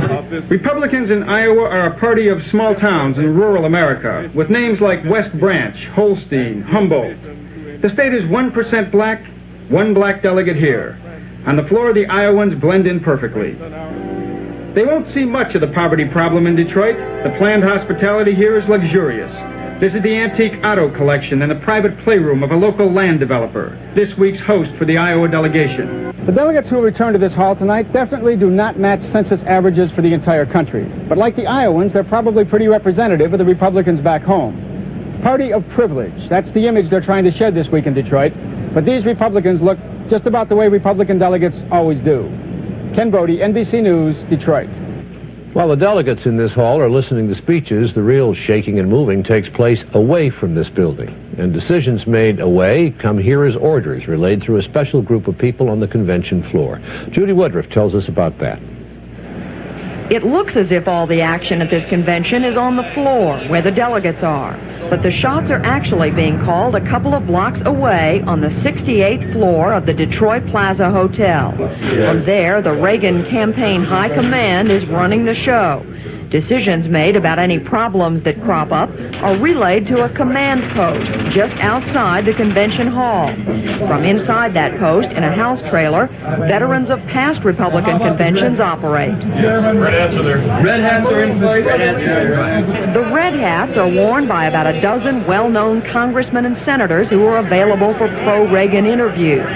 The yellow hats are worn by Reagan regional campaign directors who are scattered around close to important state delegations. Their job is to keep disgruntled delegates from causing any problems. Tomorrow night, for example, they'll try to keep expected booing of Henry Kissinger to a minimum. We believe in the Boy Scout motto, be prepared. If the nomination were still up for grabs or if floor fights were expected, the Reagan contacts would have their hands full. But since all the major problems have already been resolved, their biggest job is to make sure this convention runs smoothly and to make Ronald Reagan look as good as possible. Judy Woodruff, NBC News, Detroit. Commentary by David Brinkley. Good evening again from Joe Louis Arena in Detroit, where the Republican Party convention is underway. This evening's session will adopt rules, and it is adopting the party platform about now, and the Reagan people expect no serious challenges to anything. Most of the talk among the delegates today was speculation about Reagan's choice for a running mate. The names heard most were George Bush, Congressman Jack Kemp, and Senator Richard Lugar. There were reports earlier that Reagan had offered the spot to former President Ford. Reagan denied that. Judy Woodruff has a report. After spending the night in the Detroit suburbs at the home of a friend, former President Ford returned to the city for a private meeting with Reagan. The two met in Reagan's hotel suite for 45 minutes. Some of Reagan's aides had told reporters that he would offer Ford the vice presidential slot, expecting him to turn it down. But later, Reagan said he hadn't made the offer. Did he make a specific recommendation? He did not, no. He discussed them, gave his viewpoint on all of them, and was most impartial about anything of that kind. Reagan or his aides needed any reminder of how much weight Ford carries in the Republican Party. They got it last night when delegates at the convention cheered Ford's attack on the Democrats. To give up on the presidency is to give up on America. If Jimmy Carter doesn't feel up to the job, he shouldn't be in it. Reagan aides tried to dismiss the fact that Ford mentioned Reagan's name only twice. Sources close to Ford, however, say there was a reason for it. Ford is holding back, one friend said, until he sees who's on the ticket with Reagan. He's ready to campaign enthusiastically for Reagan because he wants to get rid of Mr. Carter. But friends say first he must know that Reagan won't turn his back on Republican moderates. Judy Woodruff, NBC News, Detroit. And today, Reagan spent most of the day meeting small groups of delegates and some individuals. He was reported trying to calm the fears of moderates who are concerned about his views on various issues, and he was getting his advice on his choice of a running mate. Don Oliver spent the day at Reagan headquarters watching the comings and goings. Most of the day, Reagan was in his suite on the 69th floor of the headquarters hotel. Every once in a while, one television camera without sound and some still photographers were allowed in to take pictures. No questions allowed. He met with 13 of his economic advisors for what was described as a routine briefing. Down on the lower floors of the hotel, where delegates and Reagan's operatives were moving around, you could get almost any speculation you wanted on the vice presidential selection process, but no facts. I have no knowledge of that at this time. Reagan met with longtime congressional supporters. They talked about the vice presidency. No pictures were allowed. But the camera was there when Reagan sat down to meet with Republican women leaders. Some of these women had been furious over the refusal of the Platform Committee to support the Equal Rights Amendment. But after a short, smiling meeting, they said Reagan had suggested that a woman might be just right for a Supreme Court appointment and that he had showed sensitivity to their problems. And I believe that the governor, in his statement on equal rights, can send a positive message. And it's also my perception that the governor's feelings and sensitivity far exceeds that of the Platform Committee itself. Reagan's only public appearance of the day was before a council of black delegates and alternates, where he promised to provide economic opportunity for blacks. And I know something about the courage it took for some of you to choose our party and to come this way. After saying he had not offered Gerald Ford the number 2 spot on his ticket, Reagan headed back to his suite for the night. Don Oliver, NBC News at Reagan headquarters. NBC News and its affiliated stations polled the Republican delegates on their choices for running mate for Ronald Reagan. George Bush was the clear favorite of delegates from the eastern states, and he was favored, although not by as great a margin, in the Middle West, George Bush. Congressman Jack Kemp of New York State was the first choice in the far west and in the south. George Bush began this year as an opponent of Ronald Reagan, and he became a more confirmed opponent as the months went by. But today, he's a hard-working Reagan backer, and David Burrington reports. George Bush, who fought Ronald Reagan in the primaries, today officially became a member of the Reagan team. He joined other leading Republicans to rally support for Reagan's program. Before, he'd attacked Reagan on many issues. Today, that was all forgotten. There have been reports that Nancy Reagan does not like Bush, but today they stood side by side. Later, Bush was asked about his old disputes with Reagan. And to go back and rehash events from 6 months ago or 4 months ago is just not what I'm going to do. What I'm going to do is emphasize the positive things and continue to do that. We had a report that you met with Nancy Reagan last night. Is there anything? It's got about as much truth in it as a lot of the other reports around. There is no truth whatsoever. None, nothing, direct or indirect. So there's nothing to it. And so the deal has not been done. If tradition holds, Bush will know his fate by tomorrow night. David Burrington, NBC News, Detroit. The major story remaining at this convention, and in fact it's about the only big story, is over the selection of a running mate for Ronald Reagan. A group of conservatives is worried that Reagan may pick a running mate with views more moderate than his own, and today they were organizing themselves to challenge Reagan's choice by nominating a candidate of their own. A report on that from Robert Hager. North Carolina's very conservative Senator Jesse Helms has embarked on a Stop Bush, Stop Baker campaign. Helms' key operative here is a North Carolina lawyer, Tom Ellis. All we see since we've been here is Bush, Bush, Bush. And if a Bush or Baker is selected, we would take it to the floor and place Jesse's name in nomination. Helms came here prepared for a fight with a whole truckload full of literature, lapel pins, posters, and organizers. 6 of Helms' Senate staff are here. Collect to anyone from Carter Wrenn. Men like Carter Wrenn and Tom Ellis also have financial clout. They tapped conservatives for $7.5 million for Helms' last campaign and plan to raise $4 million for Reagan, if the Helms team is satisfied with the vice presidential choice. Now, when Jimmy Carter, a liberal, was nominated, did you hear any media cry for a conservative on his ticket to balance the ticket? No. Right. But no, it's only when a conservative approaches being nominated, they start all of this stuff and said, oh, you must get a moderate, and you translate that liberal. The threat from Helms is not a serious bid for the vice presidency, but an attempt to influence that selection and add to the string of conservative victories at this convention. Robert Hager, NBC News, Detroit. The Republican right may be enthusiastic about Ronald Reagan, but it has long looked on Henry Kissinger as a target. It's never liked Kissinger. The former Secretary of State is here, and he is saying nice things about Reagan, calling Reagan a man fit to conduct this country's foreign affairs. A report on Kissinger's day from Marvin Kelb. I'm making you all famous. Yeah. He's still a star, a symbol of past Republican glory, but not that much of a star that Reagan would allow himself to be filmed with Kissinger. They met for almost an hour today, part of Reagan's effort to douse what he termed brush fires. Then, at a Jam News conference reminiscent of his days in power, Kissinger said, with no obvious trace of condescension, that Reagan, if elected, would behave responsibly and prudently, and that his views and Reagan's are now compatible. So, would Kissinger accept a job in a Reagan administration? Kissinger left things diplomatically wide open. The positions that a president offers depend on many factors: his confidence, his compatibility, the mix of his administration, all of which he cannot know until after the election.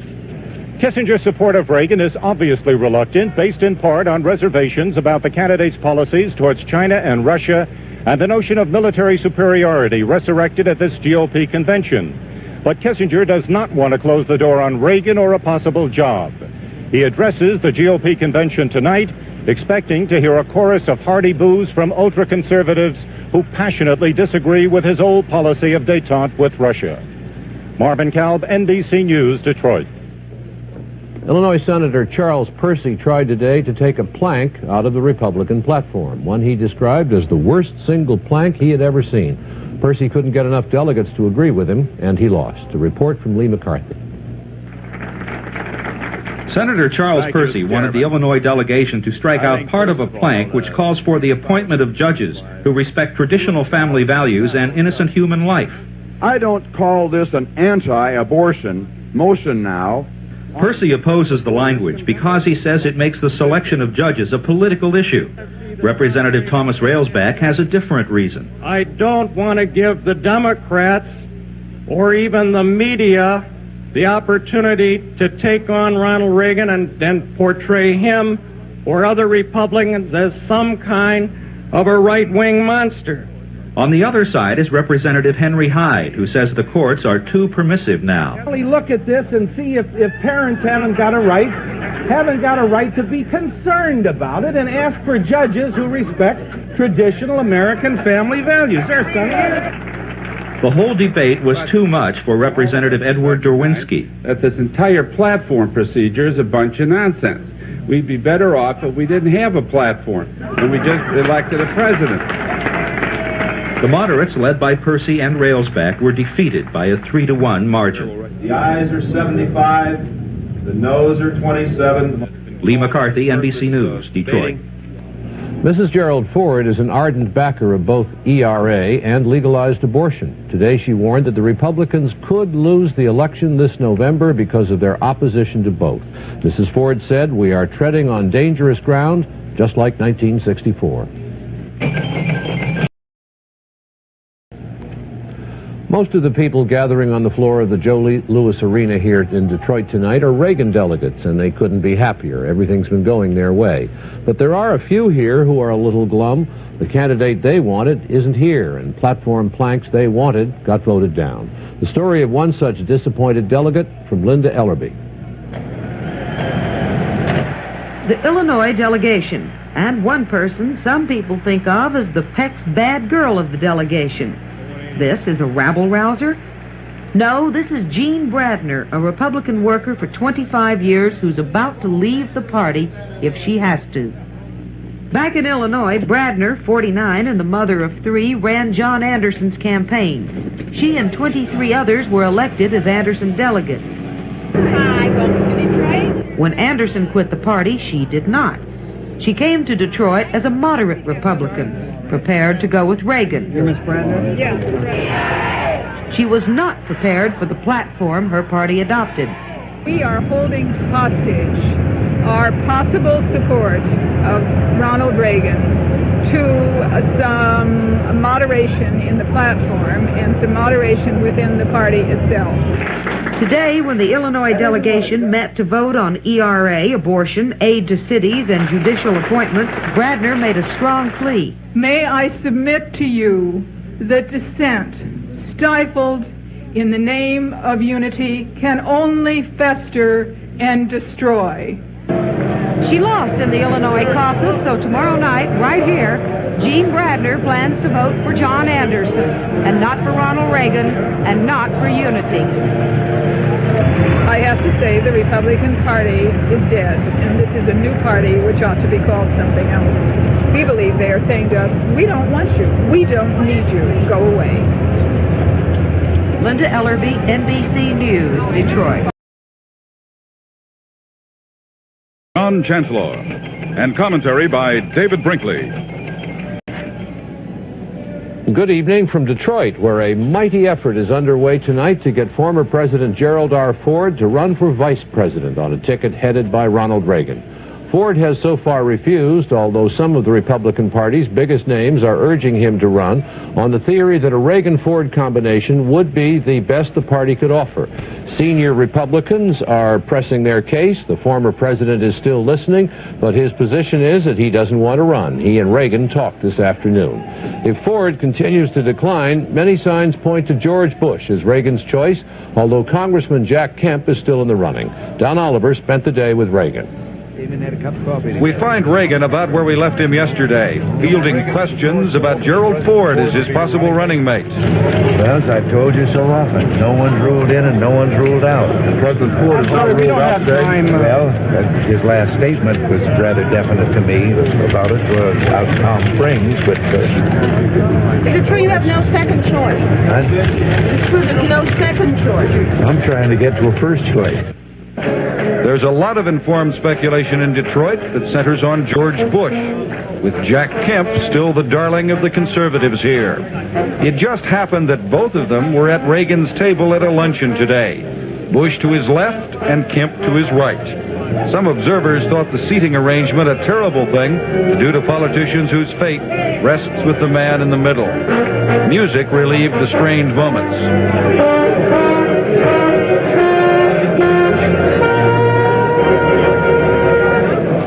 The people at this lunch were all members of teams that have gone around to state delegations here this week, speaking on Reagan's behalf.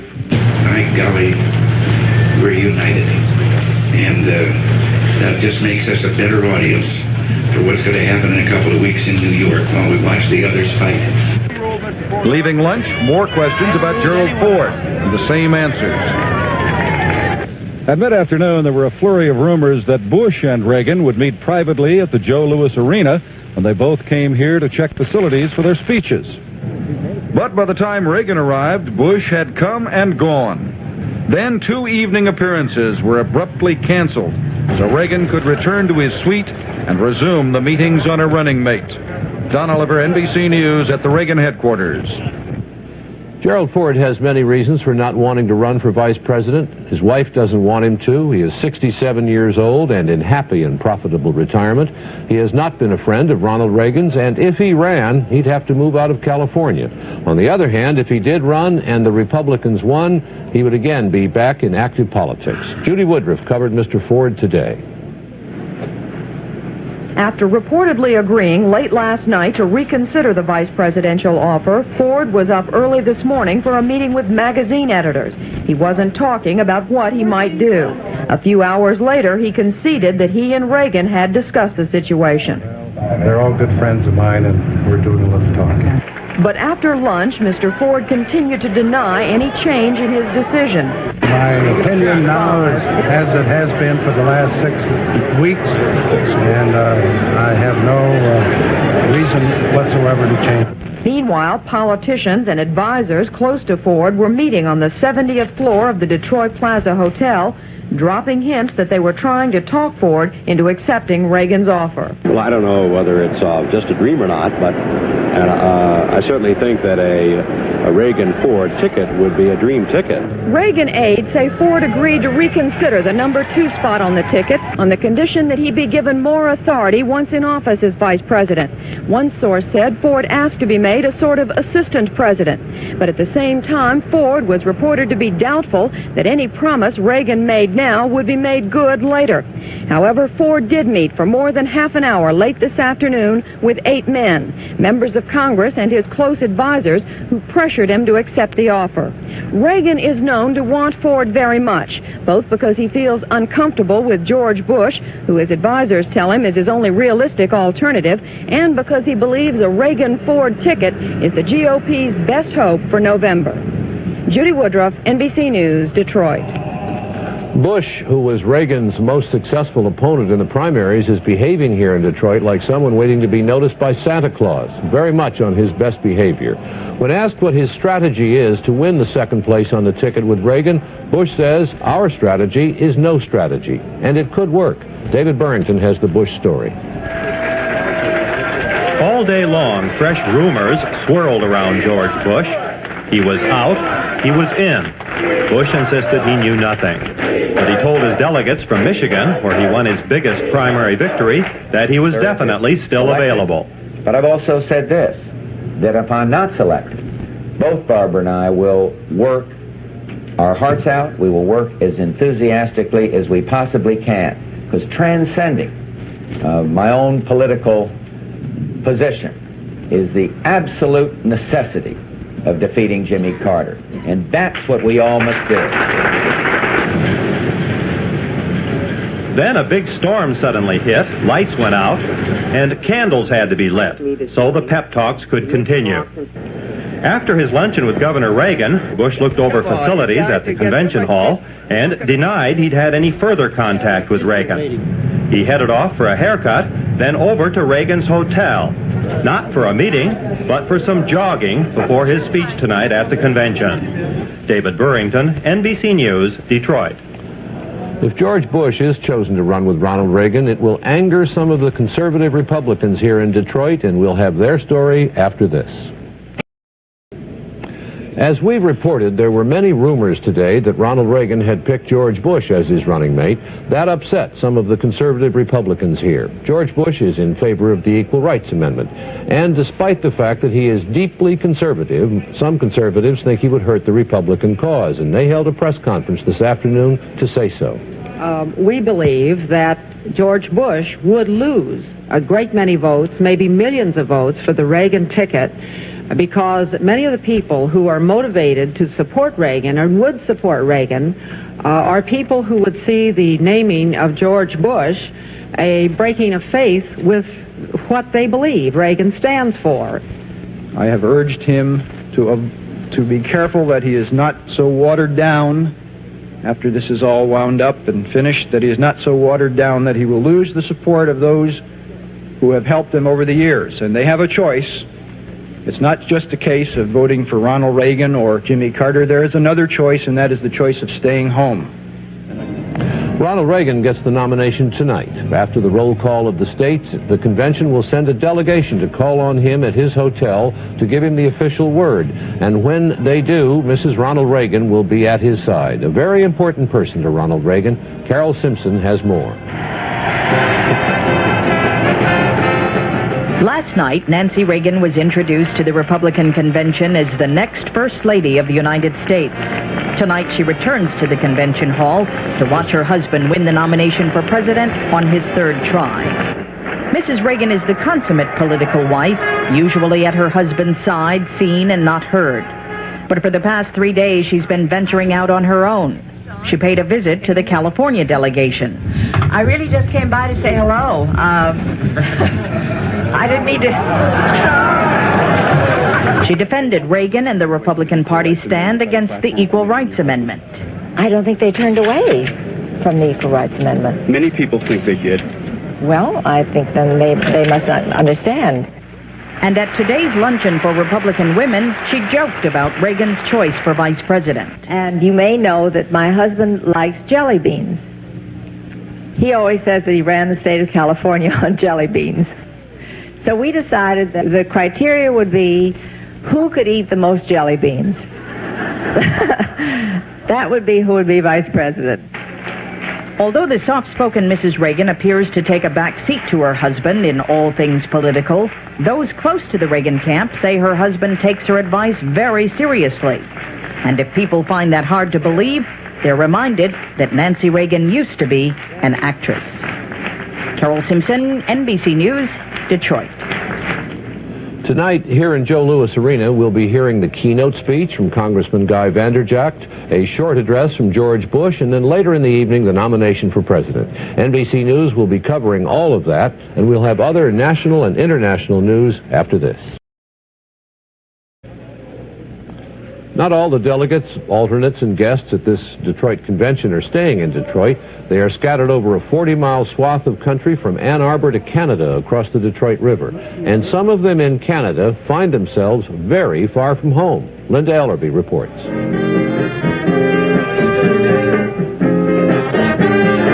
Yep, the New Mexico delegation is having an awful time in Canada.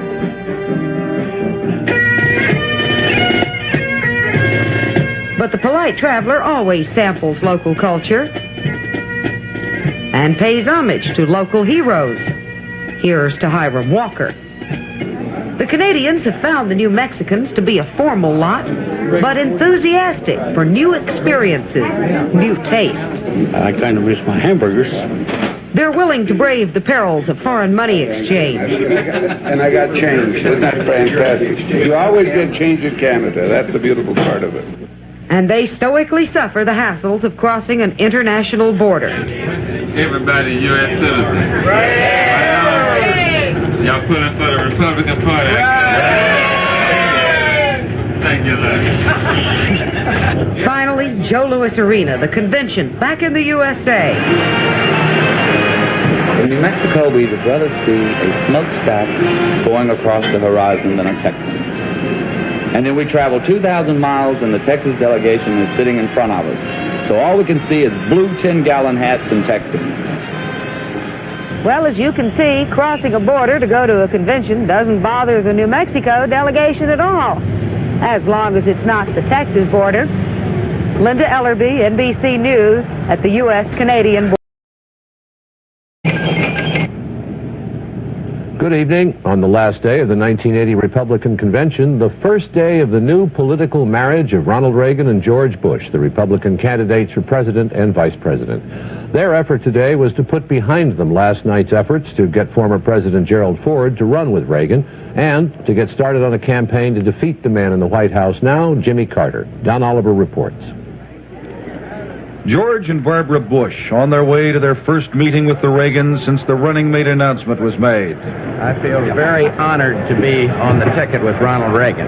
Second choice. I feel honored that I would be selected to be on the ticket with Ronald Reagan, and I'm going to work hard to see that he's elected the President of the United States. For the next few months, or perhaps years, the Bush's lives will be controlled by the demands of the Reagan organization. Bush asked, what's next? Reagan's chief of staff, Ed Meese, advised that Bush should be in Los Angeles next Wednesday for meetings on campaign strategy. The couples rode together to the convention center for a presidential-sized news conference. Many questioners ignored Bush and inquired as to why no deal had been struck with President Ford. Was it the role Reagan wanted Ford to play as vice president? The decision finally that came down was not one of difference over what that role might be. It was just the feeling that he had expressed to me in the first conversation and that had never left him, that instinctively that it was not the right thing to do and that he could be more valuable in another capacity. Bush said he didn't feel slighted that President Ford had been the obvious first choice. There's a very unique standing that President Ford has, and what difference does it make? I mean, it's irrelevant. Reagan's acceptance speech tonight will feature an attack on the Carter administration. It will be general in tone with few specifics on programs, except in the field of equal rights, where as a sop to equal rights amendment supporters, he will talk about what he would do for women if elected. Don Oliver, NBC News, with the Reagan campaign. Detroit is full of politicians and reporters today asking what happened last night. Ronald Reagan and a lot of high-ranking Republicans were asking Gerald Ford to run with Reagan, and for hours last night, a lot of people believed he would.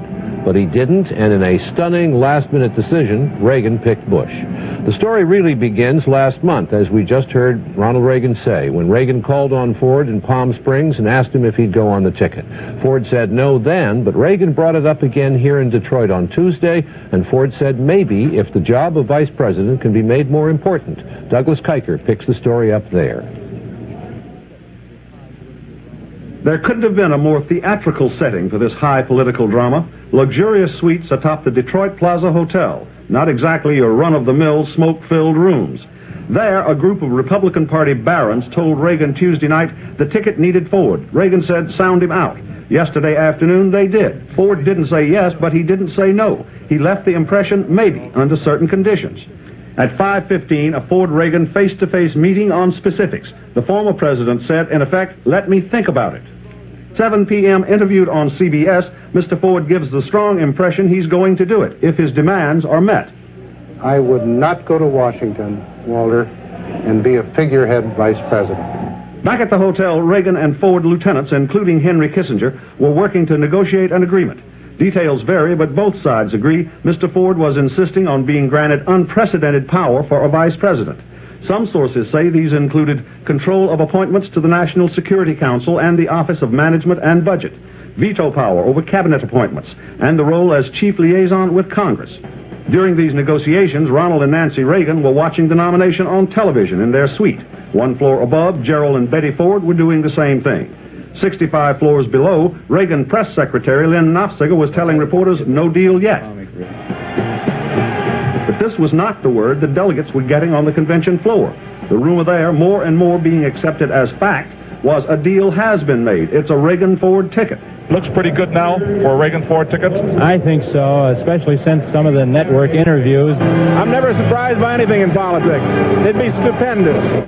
And at a bar at his hotel a block away, George Bush told friends he was out of the running, had a nightcap, and went to bed. But the deal had not been made, far from it. A 10-minute meeting at 11:15. According to the Reagan version, Reagan said he could not agree to the Ford demands. Ford says he just walked down and told Reagan it will not work. It was all off, but the crowd in the hotel lobby didn't know it. They were waiting for Ford and Reagan to come walking out together, arm in arm, on their way to the convention hall. And at 11:37, Reagan called and George Bush got the surprise of his life.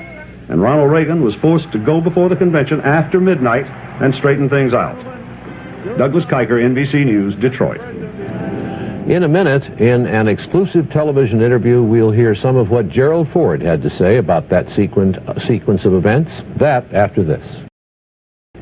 This afternoon here in Detroit, I interviewed former President Ford, and he told me of the sequence of events which led him to consider and then decline Ronald Reagan's offer of a place on the Republican ticket. A sequence of events which involved the consideration of enlarging the responsibilities of the vice president in what appear to have been some specific areas of government. Mr. President, let me read you a list of things that word is going around town that you asked for. I'm not saying you asked for it. I'm saying this is a list of things that people have put out here in Detroit.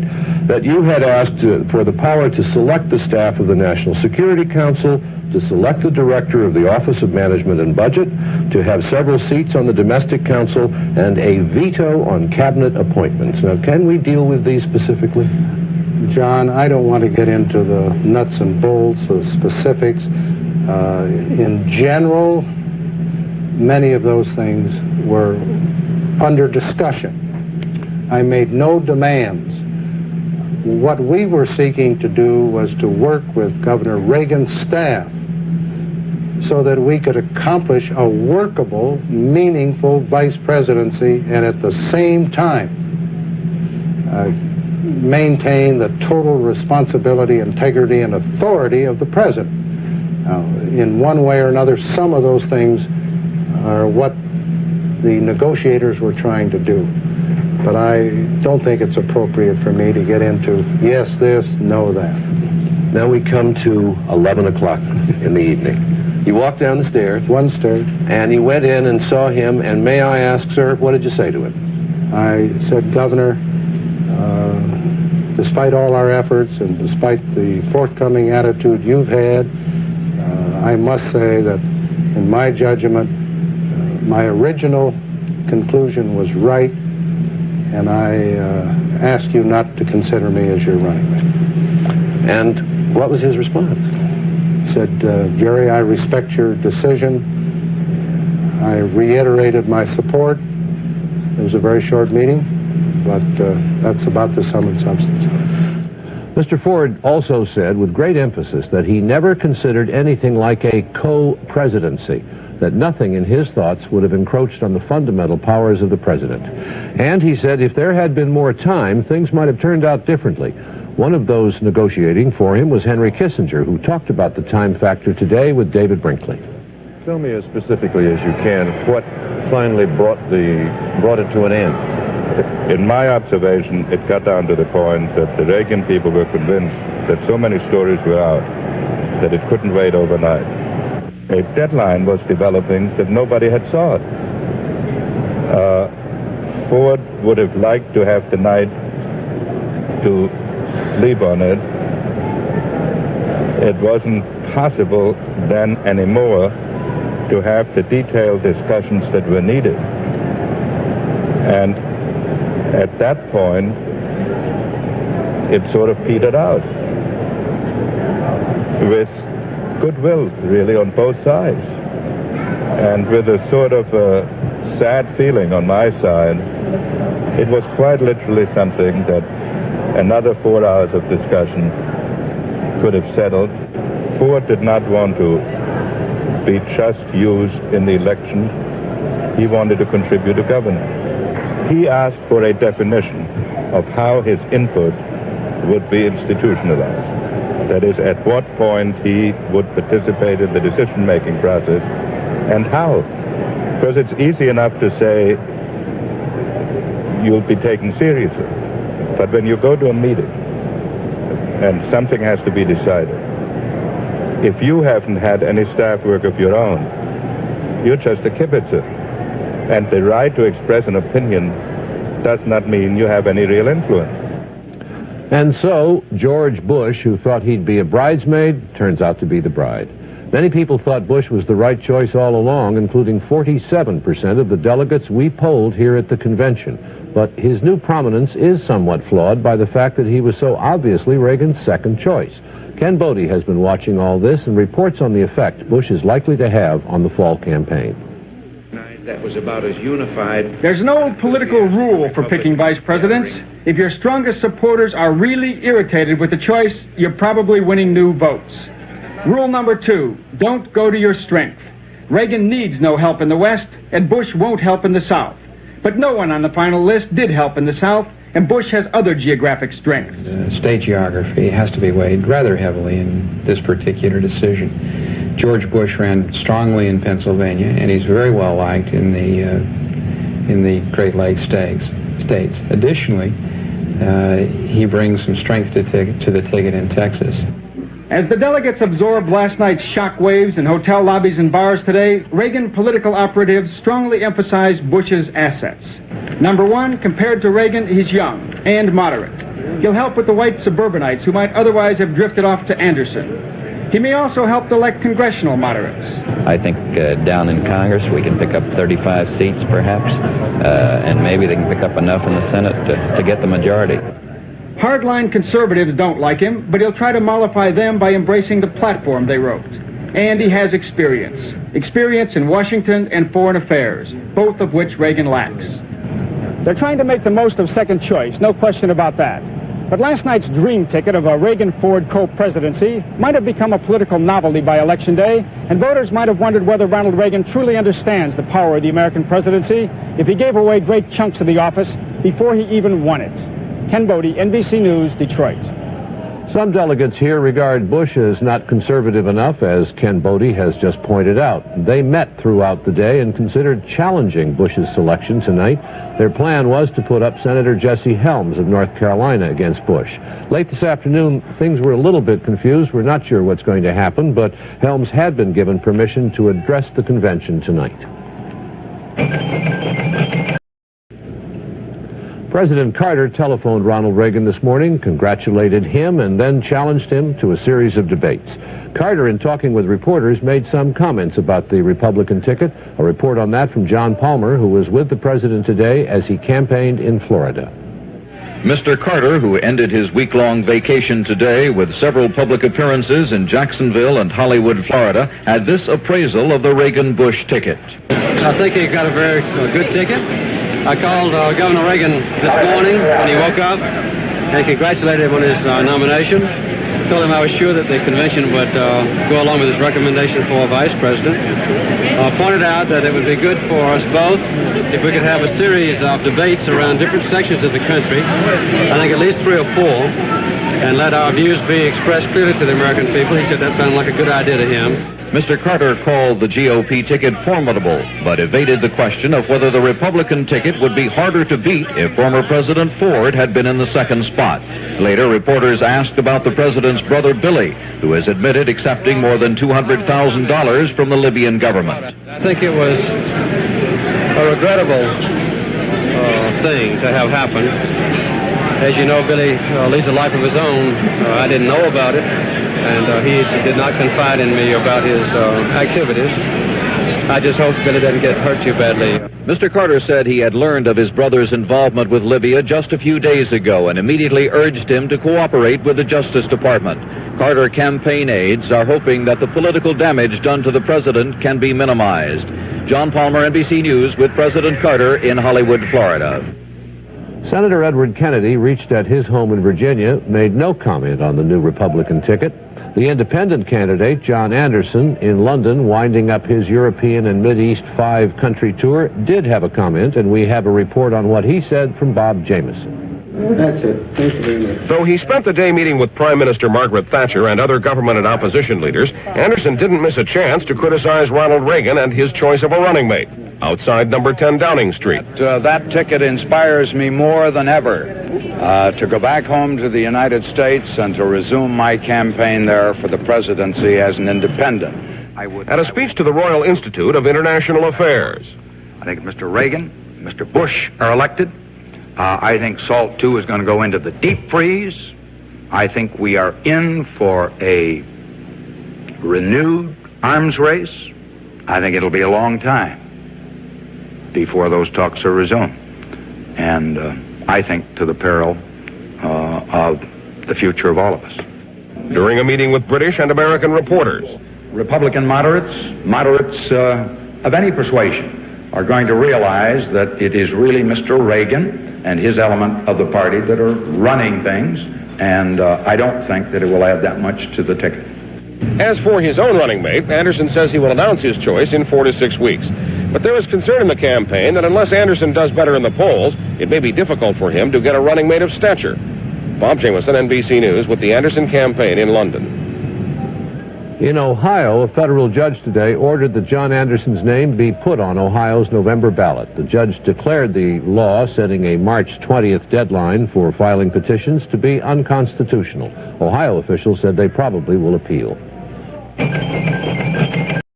Bush asked reporters today not to remind him of all his old differences with Ronald Reagan, now that he's changed from Reagan's chief adversary to his running mate. But there have been differences, as Fred Briggs points out. George Bush was still a presidential candidate when he arrived in Detroit. He didn't release his delegates until this week.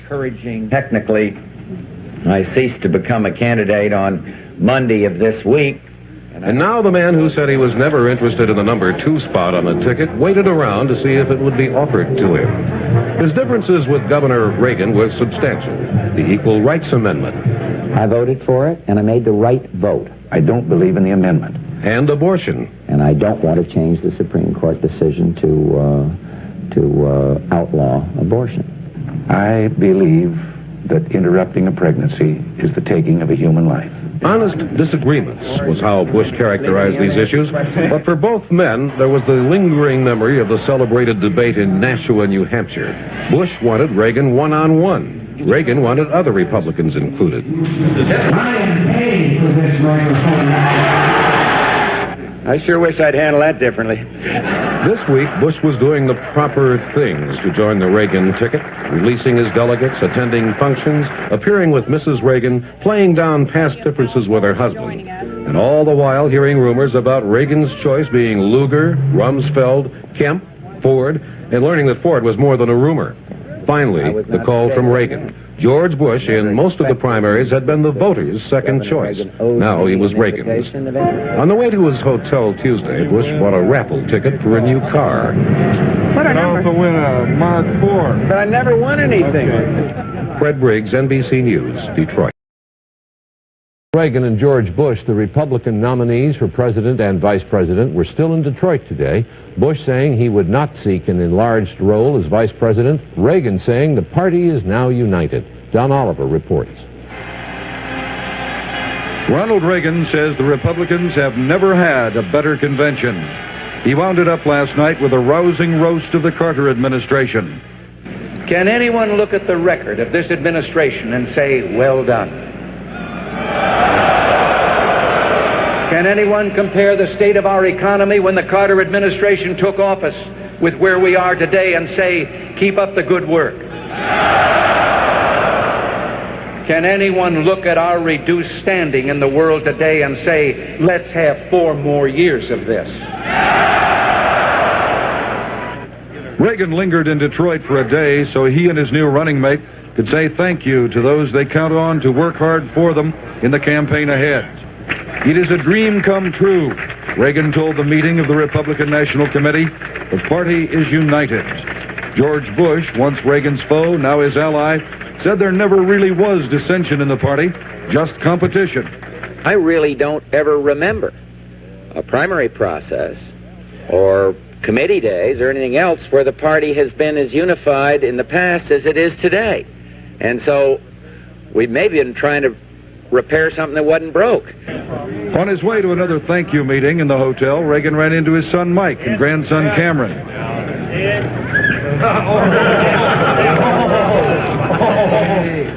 It was said later the TV lights prompted Cameron's response. Reagan and his running mate fly to Houston tomorrow for a rally in Bush's adopted hometown. Then a few days of rest before beginning strategy meetings in Los Angeles. Don Oliver, NBC News, with the Reagan campaign in Detroit. This was Joe Louis Arena last night, just before the final gavel of the Republican convention. And this was Joe Louis Arena this morning, scarcely 3 hours after hundreds of cleaners and demolition men had started to work. Seats came out, bunting came down, the podium came apart, woodwork was dismantled. Tonight, workmen will smash the glass of the network anchor booths. It's too heavy to lift out. Next door to the arena, the miniature city built for journalists also fell under the hammer. In all, it may have cost $3 million to prepare this center for the convention, and very little can be salvaged. Small bulldozers move through the halls, pushing aside the debris. Tens of thousands of dollars in office furniture was stacked up. Security men worried about theft. Delegates were leaving Detroit, giving the city high marks. Nice place to be. As you can see that, we're staying over 2 extra days. So I voted against Detroit, but I'm here to apologize. I think it's the greatest city that we've ever held a convention in. Long lines built at the airport, and a traffic jam caused some delegates to miss their flights. Tonight, after a single work shift, Joe Louis Arena looked like this. Most of the Republicans were already out of town, and a crew to prepare for a Billy Joel rock concert was getting ready to move into this arena toward the latter part of next week. Robert Hager, NBC News, Detroit. Things pass. Some Democrats responded today to attacks on the Carter administration made at the Republican National Convention, and the responses indicated that the fight between Senator Edward Kennedy and President Jimmy Carter in the Democratic Party is still going on. John Palmer reports.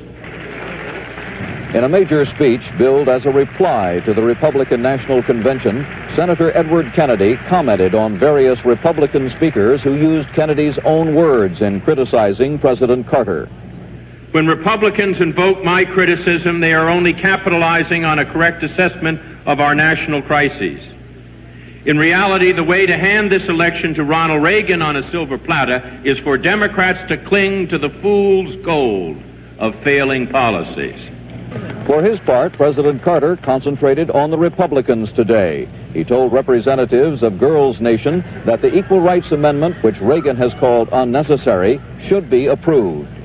It prohibits discrimination because you're a woman. I think the Equal Rights Amendment ought to be ratified. That's one of the controversial, divisive issues that must finally be addressed, not by government exactly, but by private citizens who bring their influence to bear on government. Later, the White House was more direct in criticizing Reagan. It produced Alan Campbell, director of the Office of Personnel Management, to answer Reagan's call for a federal hiring freeze. He apparently is not aware that we are currently in a federal hiring freeze, which is the third such freeze that we've had since President Carter took office. Carter aides say today's technique of having government bureaucrats respond to Governor Reagan rather than the president himself is a routine that will be used many times during the long campaign. John Palmer, NBC News at the White House. Bill Brock was elected today to a third term as chairman of the Republican National Committee.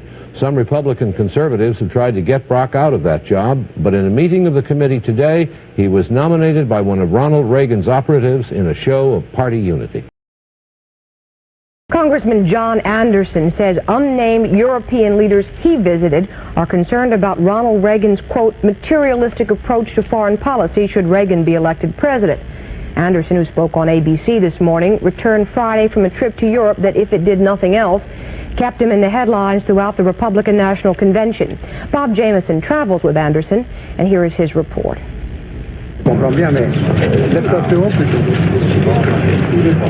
They took the pictures on this trip that John Anderson wanted the voters back home to see.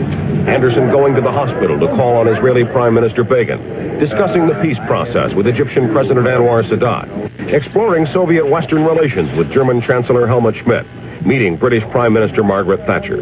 Images gathered in the hope they would add credibility to Anderson's independent campaign and get him attention during the Republican convention.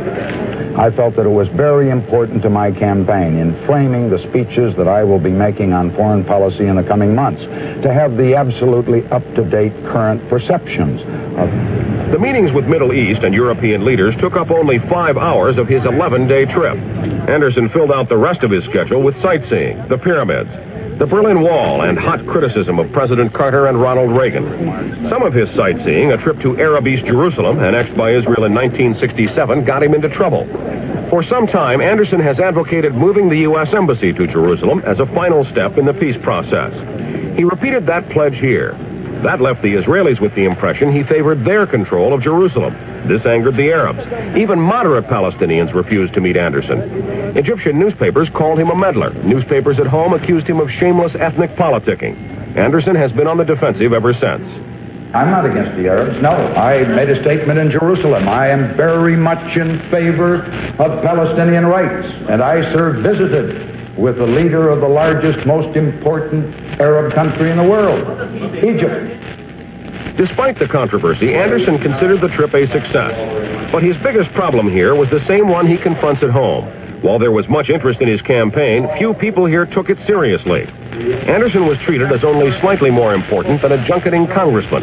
In Israel, the dinner in his honor was hosted by the Justice Minister, whose last official dinner party had been for Jane Fonda. Europeans seemed bemused by the American presidential campaign and disdainful of the candidates. After meeting Anderson, one member of parliament said, "If God had meant for the Americans to have a president, he would have given them candidates, wouldn't he?" Bob Jameson, NBC News, London. Came to Texas, and on the way he stopped in Henderson, Kentucky. Judy Woodruff reports from there. Mr. Carter flew to southern Indiana, then drove across the state line to Henderson, Kentucky, after telling reporters he didn't want to comment about calls for an investigation into his brother Billy's activities as an agent for Libya. Meanwhile, a White House spokesman said it was quite proper for the president's national security advisor, Dr. Brzezinski, to recommend a lawyer to Billy Carter. Although the taxpayers will pay for much of this trip, the main reason for making it was to raise money for the fall campaign. The Democrats are lagging behind the Republicans in fundraising, and Mr. Carter aimed to put some $800,000 into Democratic Party coffers through fundraisers like this one. In remarks to the Democratic contributors, he made it plain he hopes the failed Iranian hostage raid won't count against his record as a peacetime president. We are a party that believes in peace, and I thank God that during this term of mine, we've not had a single young American lose his life in combat, and I pray God that when I go out of office in the White House, we'll keep that record intact. The president said he has no doubt that in November the Democrats can whip the Republicans right and left. Judy Woodruff, NBC News, Robards, Kentucky. We have a new NBC News Associated Press poll taken last Friday and Saturday after the Republican convention, a poll of more than 1,800 adults around the country, over 1,000 of them people likely to vote next November. They rendered a decisive judgment on the idea of former President Ford serving as vice president again, an idea raised at the convention. By 2-1, the idea is rejected as impractical by more than 1,000 likely voters. We asked people how they'd vote if the election were held today. 55% said Reagan, 24% said Carter, 15% said Anderson. A 31-point lead for Ronald Reagan, a big gain over his previous standing. At the same time, 4 out of 10 of the people we polled said they haven't made up their minds yet. And almost half of our respondents think it was wrong for the president's brother Billy to take $220,000 from the government of Libya. 49% believe it was wrong, while 15% don't think it was improper. Amid all of this talk about an open Democratic convention, a top official with the Kennedy campaign today said if the president cannot push through a convention rule requiring his delegates to vote for him on the first ballot, Mr. Carter won't be nominated. However, as Bob Kerr reports, the Kennedy people aren't sure Kennedy could get the nomination either. It was a good show at their Cape Cod home as the Kennedys entertained about 25 of the senator's convention delegation chairmen. But behind the scenes, aides reacted with concern to reports that top union officials were considering efforts to dump both President Carter and Senator Kennedy. Earlier, at a strategy session, there was talk of edginess among some Democratic senators and congressmen about President Carter or Kennedy leading the ticket. But Kennedy's top spokesman here said he believes the senator is benefiting by any movement away from Mr. Carter, though another Kennedy aide admits it's too soon to tell. There did not seem to be any slippage among Kennedy's New England delegates at a rally this afternoon when Congresswoman Barbara Mikulski mentioned rumors about alternative candidates. And when I left Washington yesterday, there was all kinds of buzz and letters and scoops and meetings and so on about a third alternative for the Democratic Party. And Kennedy wants an open convention and says he trusts the judgment of the delegates. And I cannot help but believe that the legitimacy of our cause and the righteousness of our cause will not prevail with your help and your assistance. And let's go out and get the job done. Let's go back. But back in Washington this week, Kennedy staffers began polling Carter delegates to gauge their interest in Jackson, Mondale, and Muskie. Not promoting, said a top aide, just asking. Kennedy aides believe the Billy Carter case will help convince the convention that Jimmy Carter would lead the party to defeat in November.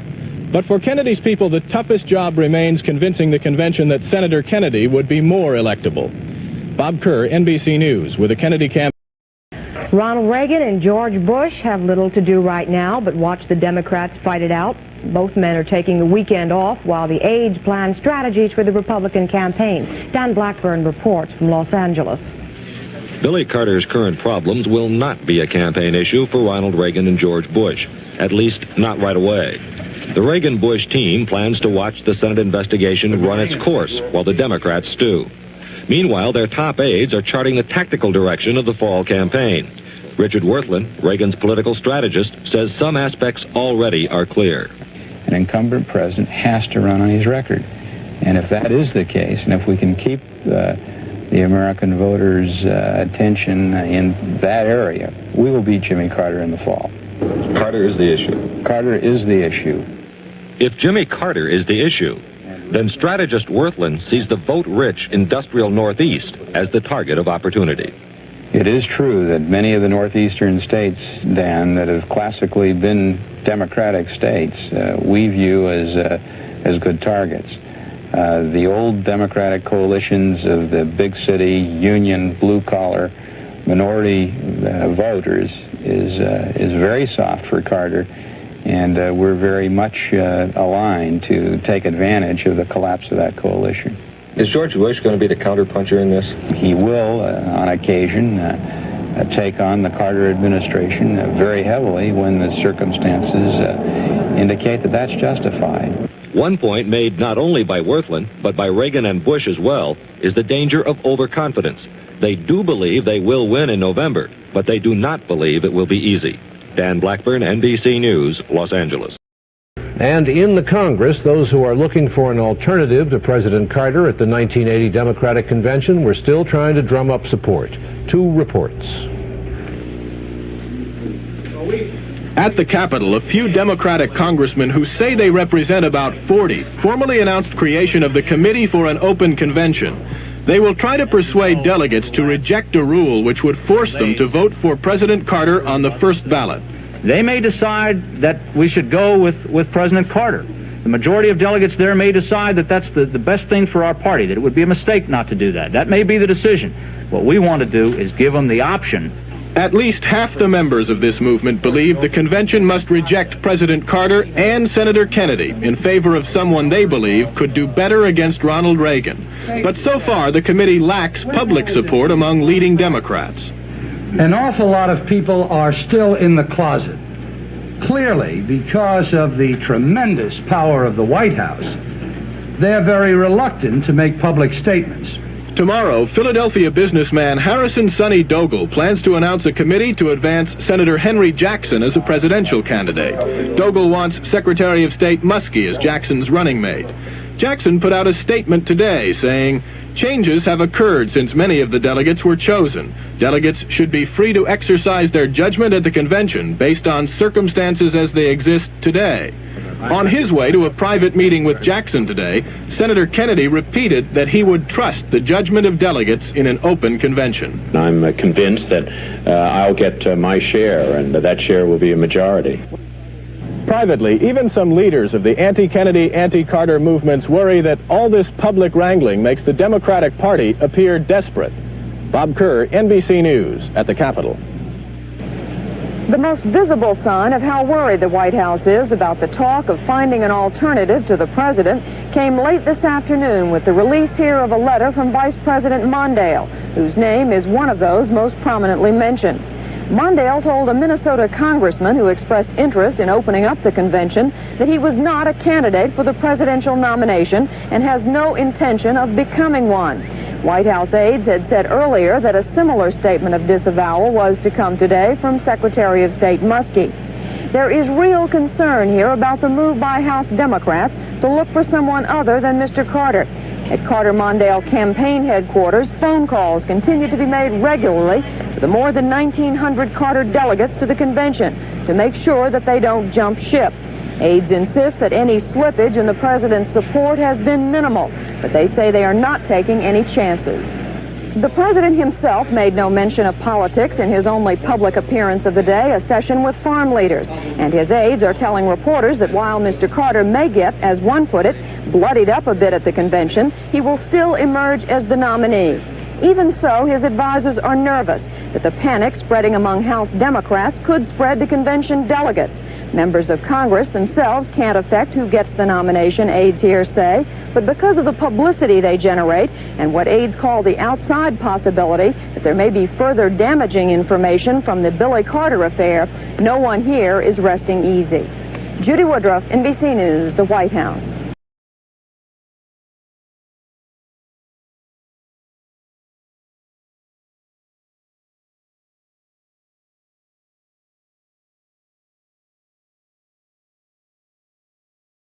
The latest Harris poll showed Carter with a smaller approval rating than the lowest ratings tallied for his 3 predecessors in the Oval Office.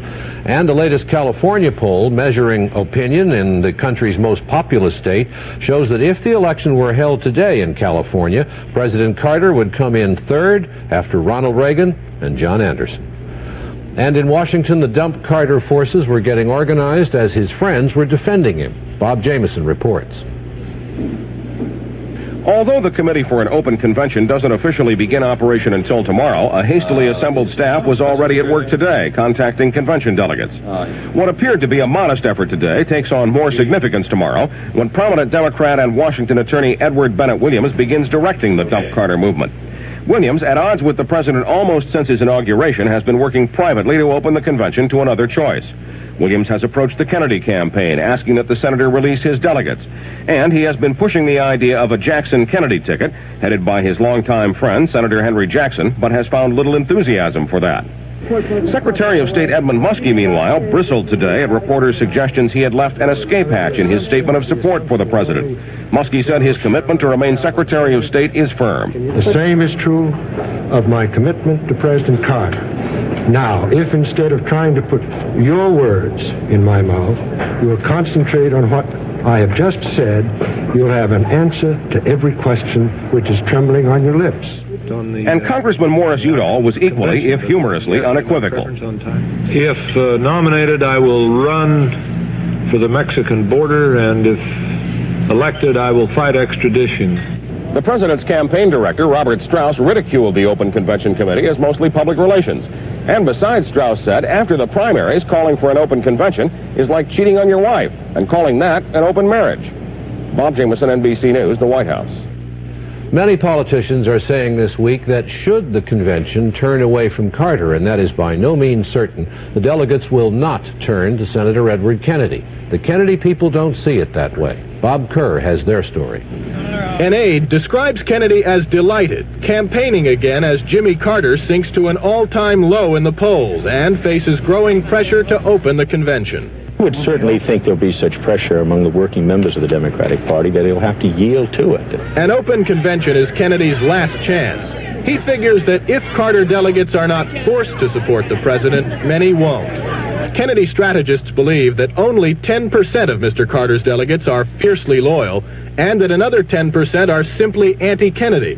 But among the other 80%, the Kennedy people figure there are enough potential Kennedy votes to give him the nomination. NBC News figures Kennedy needs about 430 additional delegates. Kennedy's national political director, Paul Kirk, says his best ammunition is that candidate Carter, if he is the nominee, is not electable. The Jackson, Muskie, or Mondale alternatives?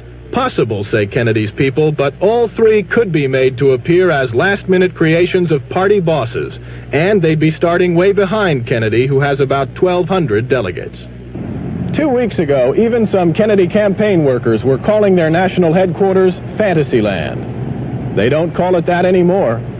Bob Kerr, NBC News, with the Kennedy campaign in Washington. Couple of the year appeared together in Washington today, Senator Edward Kennedy and independent presidential candidate John Anderson. It may not have been planned for that, but their meeting did produce a lot of publicity.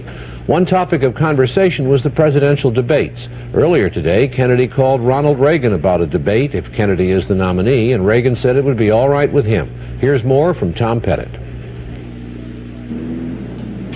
The two candidates met with each other privately in Kennedy's office, and then with photographers. Kennedy on the left, Anderson on the right. Kennedy initiated the meeting of two men, each wanting the other to quit.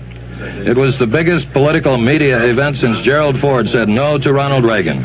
And John Anderson almost made a political deal with Kennedy.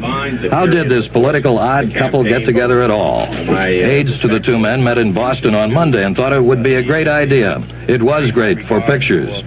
Kennedy wants to prove that he would be a better man against Reagan than Carter. That if Anderson would just agree to drop his independent candidacy should Kennedy be nominated, well... Should a different decision emerge out of the Democratic Convention in August, it would only be prudent for one like myself who believes very much in the two-party system to perhaps consider what my position then would be.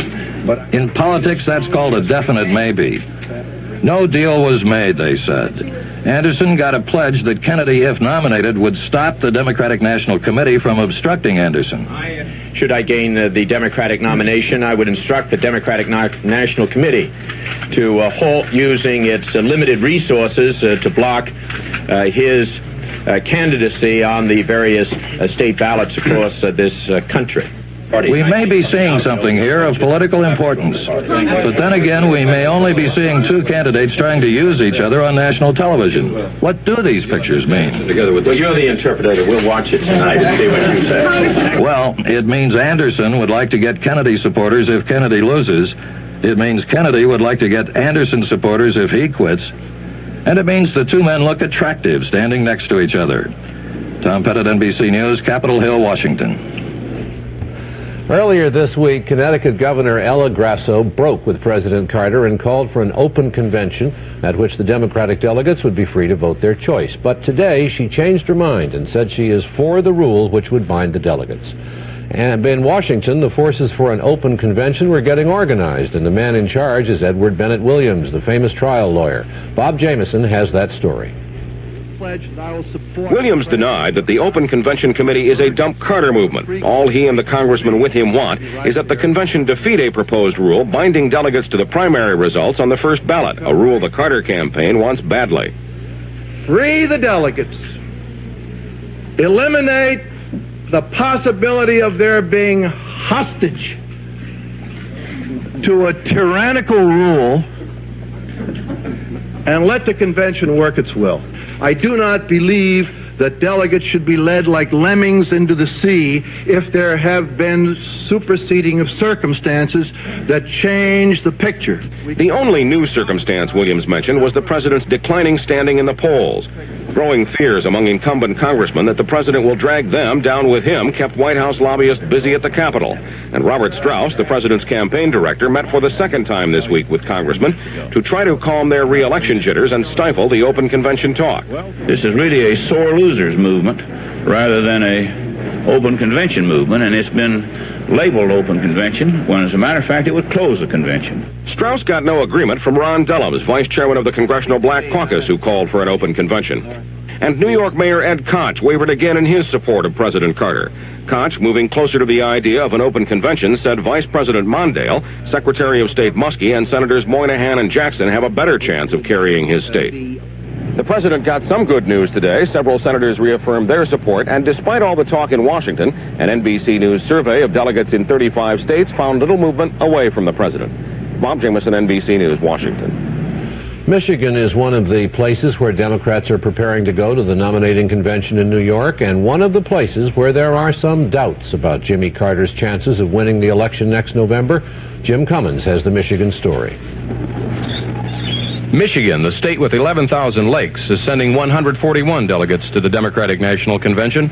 Last April, Michigan's Democratic caucuses elected 71 delegates for Kennedy, 70 for the president. Detroit Mayor Coleman Young leads the Carter delegates. Now there are doubts about the president's strength as a candidate. Young admits Carter would lose Michigan to Reagan if the election were held today, but insists he's still holding most of the Carter delegates in line. A good 90% of the Michigan Carter delegates will stand behind President Carter in whatever course he chooses to take. Bruce Newman is among the other 10%. He's a Carter delegate from Flint, Michigan, who supports an open convention. There seems to be some growing doubts about whether Carter is the best candidate to head up the Democratic campaign and indeed even lead the country in the 80s. Newman and other Carter delegates here in Michigan have been under a lot of pressure from Kennedy campaign officials to vote for an open convention, but in some cases it has backfired. Evangeline Stanchik of Traverse City says she got tired of the pressure, so she sent a mailgram to Kennedy telling him off. I just told Ted Kennedy that I thought he was a little immature and that my word was my commitment, and wondered if he kept his promises. Signs of Mrs. Stanchik's commitment to the president are everywhere. She even made this jacket to wear on the convention floor and says she doesn't plan to take it off until Jimmy Carter is renominated. Jim Cummins, NBC News, Traverse City, Michigan. Ronald Reagan made his 1979 tax forms public today. He earned more than $500,000, most of it from speeches, his radio program, and a newspaper column. He paid $230,000 in federal taxes. The forms show that Mr. and Mrs. Reagan did not take the option of contributing $2 of their tax to the Presidential Election Campaign Fund, which is ironic because that fund has provided Ronald Reagan with more than $29 million in campaign